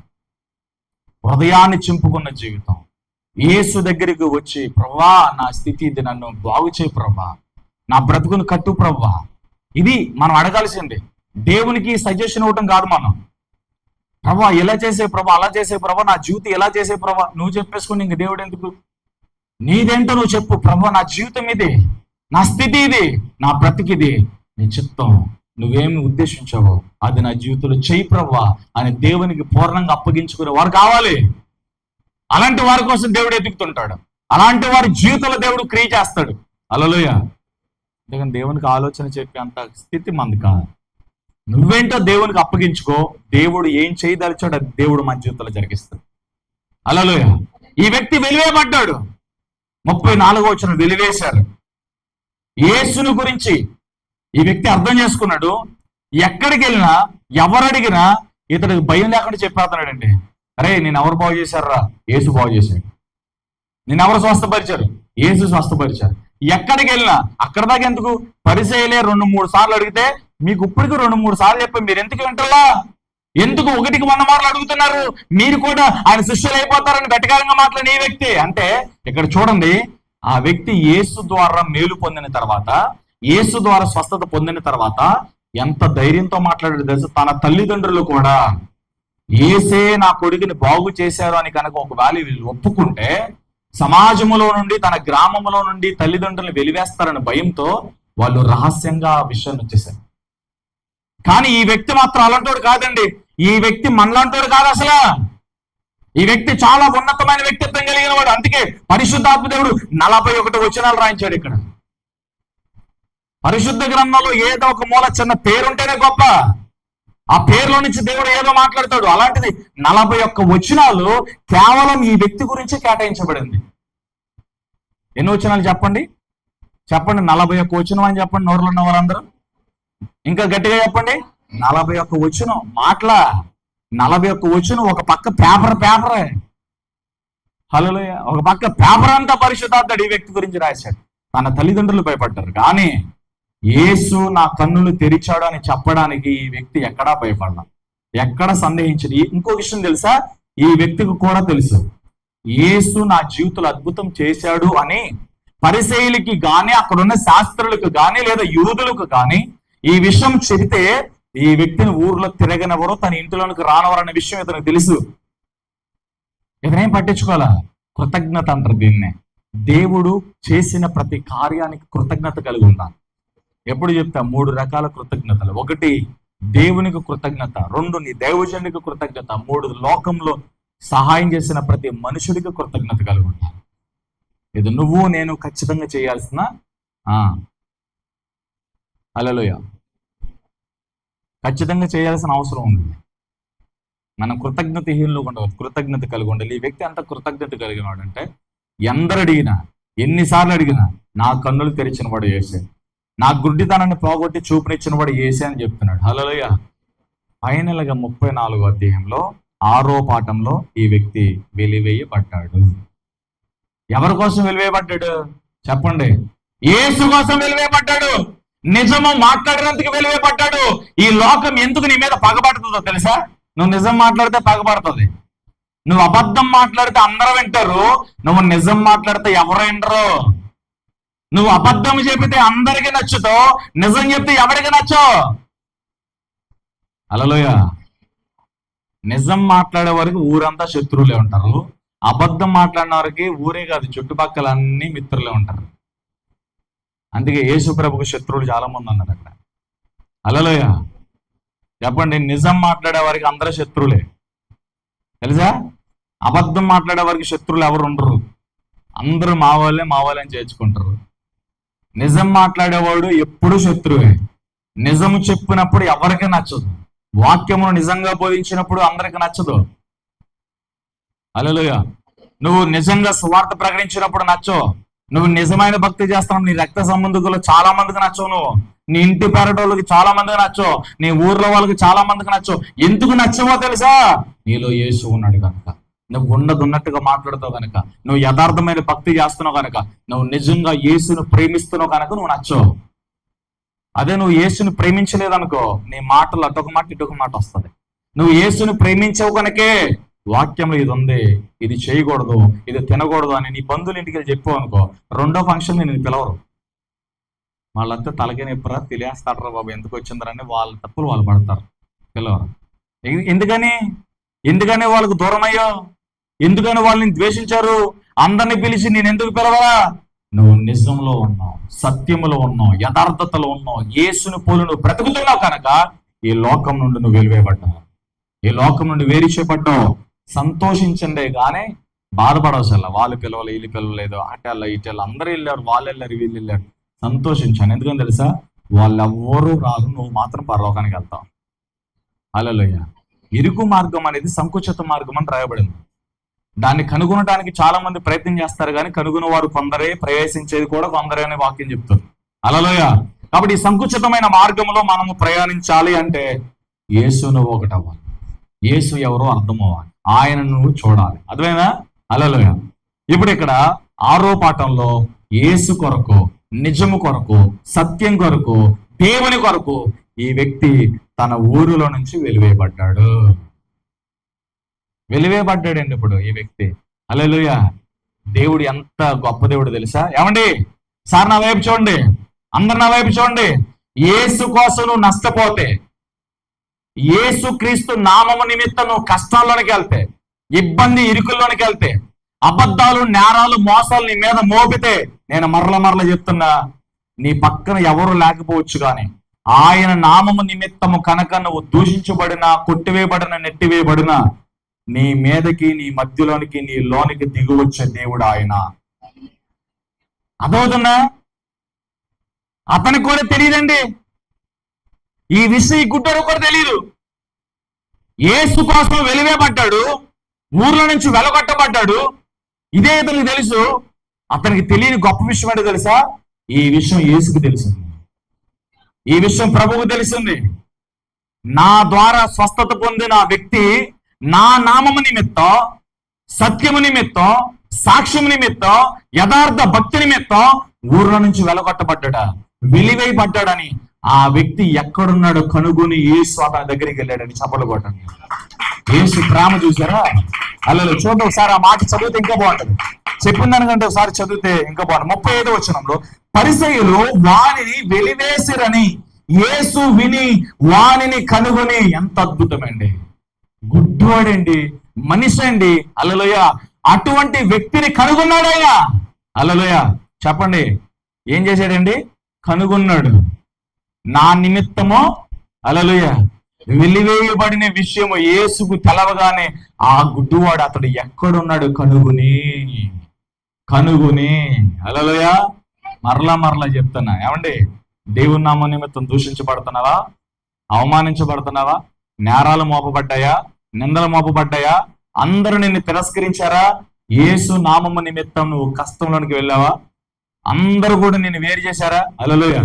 నేను మరలా చెప్తున్నా, దేవుని నామం నిమిత్తం నువ్వు ఎంత శ్రమలోకి వెళ్ళినా, ఎంత కష్టంలోకి వెళ్ళినా, ఎలాంటి ఒంటరి జీవితంలోకి వెళ్ళినా యేసు నిన్ను విడవడం. చెప్పండి నీ పక్కన వాళ్ళకి, యేసు నేను విడవడం చెప్పండి. యేసు నిన్ను విడవడు, ఆయన నమ్మదగిన దేవుడు. ఇంకా బిగ్గరగా 3 సార్లు చెప్పండి, యేసు నిన్ను విడవడు, ఆయన నమ్మదగిన దేవుడు. యేసు నిన్ను విడవడు, ఆయన నమ్మదగిన దేవుడు. యేసు నిన్ను విడవడు, ఆయన నమ్మదగిన దేవుడు. ఎంత అద్భుతమండి! గుడ్డివాడికి చూపునిచ్చాడు. ఆ చూపు పొందిన వాడు యేసుకు సాక్షిగా నిలబడ్డాడు. ఎక్కడికి వెళ్ళినా యేసు గురించి మాట్లాడాడు. నీ జీవితానికి ఏమైంది? నీకు చూపు ఎలా వచ్చింది? ఎలా ఉన్నావంటే యేసు నన్ను బాగు చేశాడు. ఎక్కడికి వెళ్ళి ఇదే మాట. అతడు ప్రతిసారి యేసు యేసు యేసు అన్నందుకు హల్లెలూయా హల్లెలూయా అన్నందుకు, స్తోత్రం స్తోత్రం అన్నందుకు, బాప్తిజం తీసుకున్నందుకు, అభిషేకం పొందుకున్నందుకు, పెంతెకొస్తేలో ఎదుగుతున్నందుకు శత్రువులు ఎక్కువయ్యారు, ఒంటరితనం ఎక్కువైంది, అందరూ విడిచిపెట్టారు, ఒంటరివాడు అయిపోయాడు, వెలివేయబడ్డాడు. వెలివేయబడిన విషయం యేసుకు తెలియగానే ఆలస్యం అవలా, ఆ వ్యక్తి ఎక్కడున్నాడు కనుగొని ఏమైంది చూడండి 30, కనుగొని నీవు దేవుని కుమారుని యందు విశ్వాసం ఉంచుచున్నావా అని అడిగాను. హల్లెలూయా. యేసు ఎవరో ఇతనికి అర్థమైపోతున్నాక యేసు అడుగుతున్నాడు, నువ్వు వెలివేయబడ్డావు. ఓకే, ఇప్పుడు వెలివేయబడిన వ్యక్తి దగ్గరికి యేసు ప్రభు వచ్చి ఆయన ముందు నిలిచింది, ఆ గుడ్డివాని ముందు నిలబడి అడుగుతున్నాడు, దేవుని కుమారుని యందు నువ్వు విశ్వాసం ఉంచుతావా, విశ్వాసం ఉంచుతున్నావా అని అడిగాడు. అడగగానే అతను ఏమన్నాడు తెలుసా? అతడు ఎవరు? హల్లెలూయా. దేవుని కుమారుడు ఎవరు అని అడగగానే ఇదిగో నీ ముందే ఉన్నాడు, నీతోనే మాట్లాడుతున్నాడు అనగానే ఆ వ్యక్తి యేసు ప్రభు ముందు తలకే దించాడండి, ప్రభువా అని పిలిచాడండి. ప్రభువా అన్న మాట ఎంత ఉన్నతమైందో తెలుసా? ప్రభువా అంటే నా యజమానుడా, నా కాపరి, నా సహాయకుడా, నా గురువా అనే మాటలు వస్తాయి. ప్రభువా నా మాటకు అన్ని అర్థాలు ఉన్నాయి. ప్రభువు అంటే నా కాపరి, నా గురువు, నా యజమానుడు. హల్లెలూయా. ఇతనేమన్నా తెలుసా? ప్రభువా చదవండి. అందుకు విశ్వాసం ఉంచుచున్నావా అని అడిగాను. అందుకు వాడు, ప్రభువా నేను ఆయనందు విశ్వాసం ఉంచుటకు ఆయన ఎవడని అడుగగా యేసు నీవు ఆయనను చూచుచున్నావు, నీతో మాట్లాడుచున్నవాడు ఆయనే అనను. అంతటా వాడు, ప్రభువా నేను విశ్వాసం ఉంచుచున్నానని చెప్పి ఆయనకు మ్రొక్కెను. హల్లెలూయా. చేతులు చెప్పండి. హల్లెలూయా. సాక్షిగా, సజీవ సాక్షిగా మారిపోయాడండి. నీ యందు నేను విశ్వాసం ఉంచుచున్నానని చెప్పి, ప్రభువా అంటే పూర్తిగా అప్పగించుకునే జీవితం. ప్రభువా అంటే అర్థమైంది తెలుసా? పూర్తిగా అప్పగించుకున్నాడు. ఎప్పుడు దాకా నా జీవితానికి కాపరు లేరు, నా బ్రతుకుకి కాపరు లేరు, నా జీవితానికి కాపరు లేరు, నా స్థితిగతులన్నీ కూడా నా ఇష్టాజంగా నడిచాయి. హల్లెలూయా. గుడ్డివాడిని, చూపు లేని వాడిని, చెడిపోయి ఉన్నవాడిని, పాడైపోయి ఉన్నవాడిని, ఒక మనిషి మీద ఆధారపడేవాడిని, భిక్షాటన చేసుకునేవాడిని, అలాంటి ఒక మూలన కూర్చున్న నన్ను, భిక్షాటన చేసుకునే నన్ను, వాళ్ళని వీళ్ళని కాళ్ళు చేతులు పట్టుకునే దేహి ధర్మం భిక్షం అని అడిగే నన్ను, హల్లెలూయా, చూపు పొందేటట్లుగా చేశారు. ఇప్పుడు రక్షకుడుగా నువ్వు నా దేవుడికి ప్రభువా. హల్లెలూయా. మొక్కాడండి, మ్రొక్కుట. అందరు కూడా చెప్పండి, యేసుకు మ్రొక్కెను అనండి. యేసుకు మ్రొక్కెను, ప్రభువా అనండి. ఈ రెండు మాటల గురించి చెప్తా, రాసుకున్న వాళ్ళు రాసుకోండి, నాకు జ్ఞానం ఉందంటే కనుక వినేవాళ్ళు అనండి. ప్రభువా అంటే అతను అంటున్నాడు, ఇందాక చెప్పాక, నాకు యజమానుడు నీవే, నాకు గురువు నీవే, నాకు సర్వం నీవే. ప్రభువా అన్న మాటకు ఇక నాకు నువ్వు తప్ప ఎవరూ లేరు, ఇక నా జీవితం అంతా నీకే ప్రభువా అని అప్పగించుకోవడానికి ప్రభువా అనే మాట మనకు పాఠం నేర్పిస్తుందండి. ప్రభువా అంటే ఇక నా జీవితానికి నువ్వే, నా బ్రతుకుకు నువ్వే, నా స్థితికి నువ్వే, నువ్వు తప్ప ఎవరు లేరు అనే అనుభవాలన్నీ కూడా ఒక్క ప్రభువా అనే మాటలో ఫుల్ఫిల్ అయ్యాయి. హల్లెలూయా. తర్వాత మొక్కుట నాకు అర్థమైంది తెలుసా? ఇక మొక్కాడు అంటే నా ఆరాధన నీకే, నా స్తుతి నీకే. నా జీవితంలో ఇప్పుడు దాకా మనుషులకు మొక్కా, వాళ్ళ కాళ్ళు పట్టుకుని, వీళ్ళ కాళ్ళు పట్టుకుని, వాళ్ళ చేతులు పట్టుకుని, వీళ్ళ చేతులు పట్టుకుని, ఎందుకు? వాళ్ళు రూపాయో 5 రూపాయలు 10 రూపాయలు వేస్తే వాటితో నేను పట్టను నింపుకోవడానికి. ఇప్పుడు వాళ్ళ కాళ్ళు వీళ్ళ కాళ్ళు పట్టుకోవాల్సిన కర్మ నాకు లేదు, వాళ్ళ చేతులు వీళ్ళ చేతులు పట్టుకోవాల్సిన నాకు లేదు. ఎందుకో తెలుసా? నాకు నువ్వే. అప్పుడుదాకా మనుషులకు మొక్కే వ్యక్తి, మనుషుల దగ్గర చేతులు చాపే వ్యక్తి మనుషులకు మొక్కడం మానేశాడు, తన జీవితమే దేవుడు మార్చేశాడు. హల్లెలూయా. యేసుకు మొక్కాడు అంటే అర్థమైంది తెలుసా?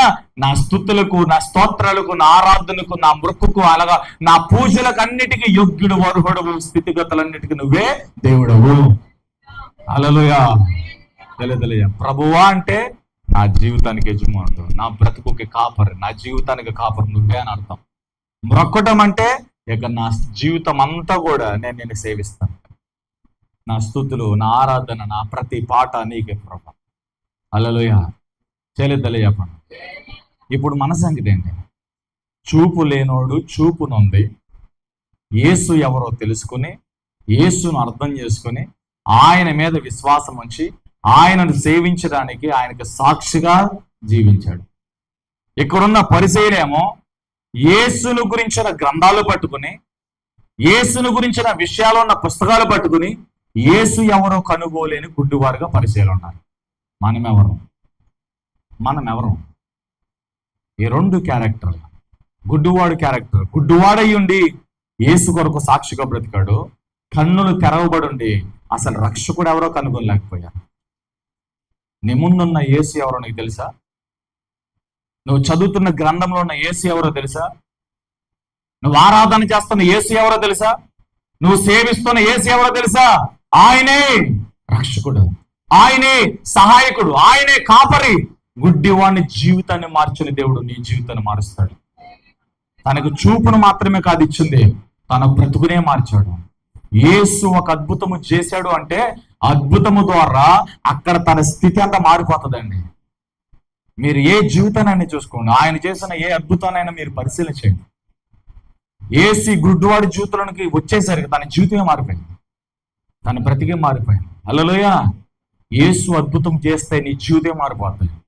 యేసు మాట పలికితే నీ జీవితం మారిపోతాయి. సహోదరి సహోదరుడా, ఈ మాటలు ఎక్కడైనా నేను ఒకవేళ గాయపరిచినేమో, హల్లెలూయా, గాయపరచబడి ఉంటే కనుక క్షమించమని అడుగుతాను. కానీ నేను మాట్లాడింది మాత్రం నిజమే.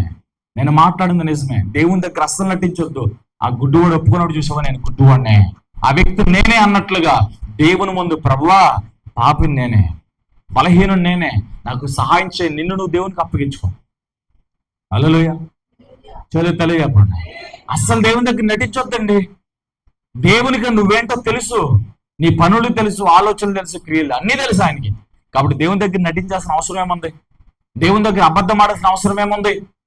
నువ్వు అబద్ధం ఆడినా నిజం చెప్పినా నిజమంటే ఆయనకి తెలుసు. హల్లెలూయా. కాబట్టి నా ప్రియమైన సహోదరి సహోదరుడు, బ్రదర్ సిస్టర్, గుడ్డివాడు ఉండి యేసుకు సాక్షిగా మారాడు. కన్నులుండి ధర్మశాస్త్రం ఉండి ఆ ధర్మశాస్త్రములో ఉన్న యేసు ఎవరో, మెస్సయ్య ఎవరో, రక్షకుడు ఎవరో గుర్తుపట్టలేని ఆ యూదులు, ఆ పరిసయ్యులు నిజమైన గుడ్డివారు. హల్లెలూయా. వెలివేయబడిన యేసును కనుగొన్నాడు, యేసుకు మొక్కాడు, యేసుకు తన జీవితాన్ని అప్పగించుకున్నాడు. ఆయన రాబోతున్నాడు. ఈరోజు ఆ యేసే మనతో మాట్లాడుతున్నాడు. ఆ గుడ్డివాని జీవితాన్ని బాగు చేసిన యేసు మన జీవితాలు కూడా బాగు చేస్తాడు. 2026 సంవత్సరాల కిందట ఈ లోకానికి సశరీరుడిగా, కృపా సత్య సంపూర్ణుడిగా ఈ లోకానికి వచ్చిన యేసు, హల్లెలూయా, నీ చేతిలో ఉన్న వాక్యముగా మారి పరిశుద్ధాత్మ దేవుని స్వరంతో మాట్లాడుతున్నాడు. హల్లెలూయా. పరిశుద్ధాత్మ అనే స్వరంతో నీతో మాట్లాడుతున్నాడు. యేసు యందు విశ్వాసం ఉంచు, యేసు యందు విశ్వాసం ఉంచు, యేసు మీద నమ్మిక ఉంచు. ఆ గుడ్డివాడు ఎలా యేసు కోసం సజీవంగా సాక్షిగా బ్రతికాడో, యేసు కోసం సాక్షిగా బ్రతుకు. నువ్వు వెలివేయబడినా, తిరస్కరించబడినా, నెట్టివేయబడినా, దూషించబడినా, ఎలాంటి నేరారోపణలకు నువ్వు వెళ్ళినా యేసుని అద్దుకు వస్తాడు. ఆ వ్యక్తిని కనుగొని వచ్చినట్లుగా యేసుని అద్దుకు వస్తాడు. ఆయనని విడిచిపెట్టడు, ఆయనని ఎడబాడు. నీ కష్టం యేసుకు తెలుసు, నీ అప్పు యేసుకు తెలుసు, నీ రోగం యేసుకు తెలుసు, నీ బాధ యేసుకు తెలుసు, నువ్వేంటో యేసుకు తెలుసు. నువ్వు భయపడాల్సిన పని లేదు. యేసు నీకు సహాయము చేయుగాక, యేసు నీ జీవితాన్ని మార్చుగాక. ఈ గుడ్డివాళ్ళ బ్రతుకును మార్చిన యేసు నీ బ్రతుకును, నా బ్రతుకును కూడా మార్చుగాక, మనందరి బ్రతుకులు మార్చునుగాక. ఆమేన్. యేసు మీద విశ్వాసం ఉంచండి. దేవుని ఎప్పుడు కూడా తప్పుగా అర్థం చేసుకోవద్దు. నీకు అర్థం కాకపోతే బైబిల్ చదువు, లేకపోతే రా, నీకు అర్థం కాకపోతే చెప్తా యేసు, లేదా పరిశుద్ధాత్మ అని పిలువు. యేసు నాకు అర్థం కావాలి, పరిశుద్ధాత్మను నాకు సహాయం చేయి. నీ సహాయంతో యేసును నేను ఇంకా రుచి చూడాలి, యేసుని ఇంకా దగ్గరగా నేను చూడాలి, యేసుతో దగ్గరగా మాట్లాడాలి. యేసులో నన్ను స్థిరపరిచిన పరిశుద్ధాత్మ దేవుని మీరు పిలవగలిగితే ఆయనే వచ్చి యేసు అంటే ఎవరో మీకు అర్థమయ్యేటట్టుగా చెప్తాడు. ఓకే. పరిశుద్ధాత్ముడు ఎప్పుడు మీ పక్కన ఉంటాడు, మీలో ఉంటాడు. ఆయన పరిశుద్ధాత్ముడు మనలో నివసిస్తున్నాడు. కనుక నా మాటలు ముగిస్తూ ఉన్నా. ఓకే. ఇక్కడ ఒక విషయం క్లారిటీ ఇచ్చి వాక్యాన్ని క్లోజ్ చేసేస్తా. అయిపోయింది వాక్యం, అయిపోయింది, ఇంక వివరణ లేదు. ఒక విషయం చెప్తా. అలా ఈ వ్యక్తి యేసుని కనుగొన్నాడు. యేసుని కనుగొని 3 విషయాలు చెప్పాడు. అలాగే ఆ 3 విషయాలు వాక్యాలు క్లుప్తంగా ఉన్నాయి. ఒకటి ఏం చెప్పాడు తెలుసా? యోహాను సువార్త 9:11 పరిశీలిత ఏం చెప్పాడు తెలుసా? ఒక మనుషుడు అని చెప్పాడు. యేసు ఎవరు? ఒక మనుషుడు అని చెప్పాడు. చూడండి 9:11, వాడు యేసును ఒక మనుషుడు. హల్లెలూయా. 1 తిమోతి పత్రిక 2:5 దేవునికి నరునికి మధ్యవర్తి, దేవునికి మనుషునికి మధ్యవర్తి యేసుక్రీస్తు నరుడు. 1 తిమోతి పత్రిక 2:5 హల్లెలూయా. దేవుడు ఒక్కడే, దేవునికి నరునికి మధ్యవర్తి ఒకడే, ఆయన క్రీస్తు యేసు నరుడు. హల్లెలూయా. 9:11 ఏం చెప్పాడు తెలుసా? నరుడు మనిషి అని చెప్పాడు. నిజంగా ఆయన మన కోసం, మన పాపాల కోసం, మన అతిక్రమాల కోసం సిలువ మోయడానికి, మన పాపాలను మోయడానికి ఆయన మనుష్యుడుగా తన మహిమను, తన సింహాసనాన్ని, తన సమస్తాన్ని వదిలిపెట్టి నీ కోసం నా కోసం పశువుల పాకలో పుట్టాడు ఆయన. హల్లెలూయా. ఎలా వచ్చాడు? ఆయన మనుషుడుగా వచ్చాడు.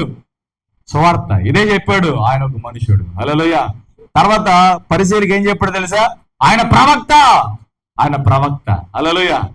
ప్రవక్త అని చెప్పాడు. నిజమే, ఆయన ఒక ప్రవక్తలా వాడబడ్డాడు. ఆయన అనేకమైన అద్భుతాలు, సూచకార్యాలు, మాత్కార్యాలు జరిగించాడు. ఆయన ఒక ప్రవక్త, ఒక అపోస్తలుడు, ఒక అభిషక్తుడు. ఆయన దేవుడు. హల్లెలూయా.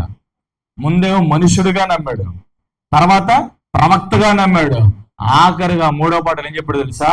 ఆయన జీవము కలిగిన దేవుడు, ఆయన దేవుడు, ఆయన జీవం కలిగిన వాడని నమ్మి ఆయనకు మొక్కాడు అనమాట. హల్లెలూయా. 33, 39 మనం చదివాం కదా. 33 నుంచి 39 వచనాలు చూడండి. 33 మనం చదివాం కదా. 39 వచనం. అప్పుడు యేసు చూడని వారు చూడవలను, చూచువారు గుడ్డివారు కావలను అని తీర్పు నిమిత్తం నేను ఈ లోకమునకు వచ్చేతనని చెప్పాను. హల్లెలూయా. చేతులకు చెప్పండి. హల్లెలూయా.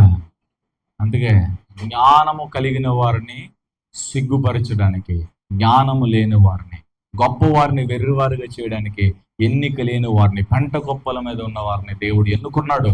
హల్లెలూయా. చేతులు చెప్పండి. నేను చెప్పాడు ఆయన ఒక నరుడు. నిజమే, ఆయన నరుడుగా ఈ లోకానికి వచ్చాడు.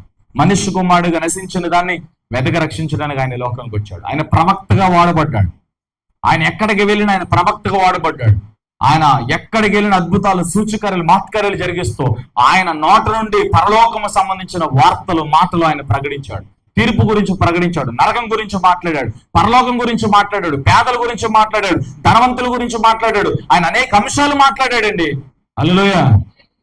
పరలోకం ఎలా ఉంటుందో చెప్పాడు, రాకడ ఎలా ఉంటుందో చెప్పాడు, రాకడ జరగబోయే సూచనలు ఎలా ఉంటాయో చెప్పాడు. యేసు ప్రభు చాలా విషయాలు చెప్పాడండి ఆయన. హల్లెలూయా. చేతులు చెప్పండి. ఇంకా బాగా చెప్పండి. మనుషుడుగా నమ్మాడు, ప్రవక్తగా నమ్మాడు, ఆఖరికి ఎలా నమ్మాడు తెలుసా? ఆయనే దేవుడు, యేసే దేవుడు, ఆయనే జీవము అని చెప్పి నమ్మాడు. ఎంతకు మించిన గొప్ప భాగ్యం ఇంకెవరికి ఉంటుంది? ఎన్ని కోట్లు ఉన్నవాడైనా, ఎన్ని ఆస్తుపాస్తులు ఉన్నవాడైనా ఏంటి? యేసు ఎవరో తెలియకుండా మనం చచ్చిపోకూడదు. యేసు ఎవరు అర్థం చేసుకోకుండా మనం చచ్చిపోకూడదు. ఆయన ఎలాంటి దేవుడు, ఆయన ఎంత శక్తి సంపన్నుడో మనం తెలియకుండా చచ్చిపోకూడదు. అందుకనే మనందరం కూడా లేచి నిలబడే, ప్రభువా నువ్వేంటో నాకు ఈరోజు అర్థమయ్యో ప్రభువా, ఇంకా ఒకవేళ ఎవరికి అర్థం కాకపోతే ప్రభువా ఇంకా నేను దగ్గరగా నేను చూడాలి ప్రభువా, నువ్వు నాకు అర్థం అవ్వాలి ప్రభువా. ఆ గుడ్డివాడు ఎలాగైతే నీకు సాక్షిగా బ్రతికాడో, నేను ఎలాగైతే సేవించాడో అలాగే నేను కూడా ప్రభువా నేను సేవించాలి ప్రభువా, నీకు ఇంకా దగ్గరగా బ్రతకాలి ప్రభువా అని అందరూ కూడా ప్రార్థించాలి. హల్లెలూయా.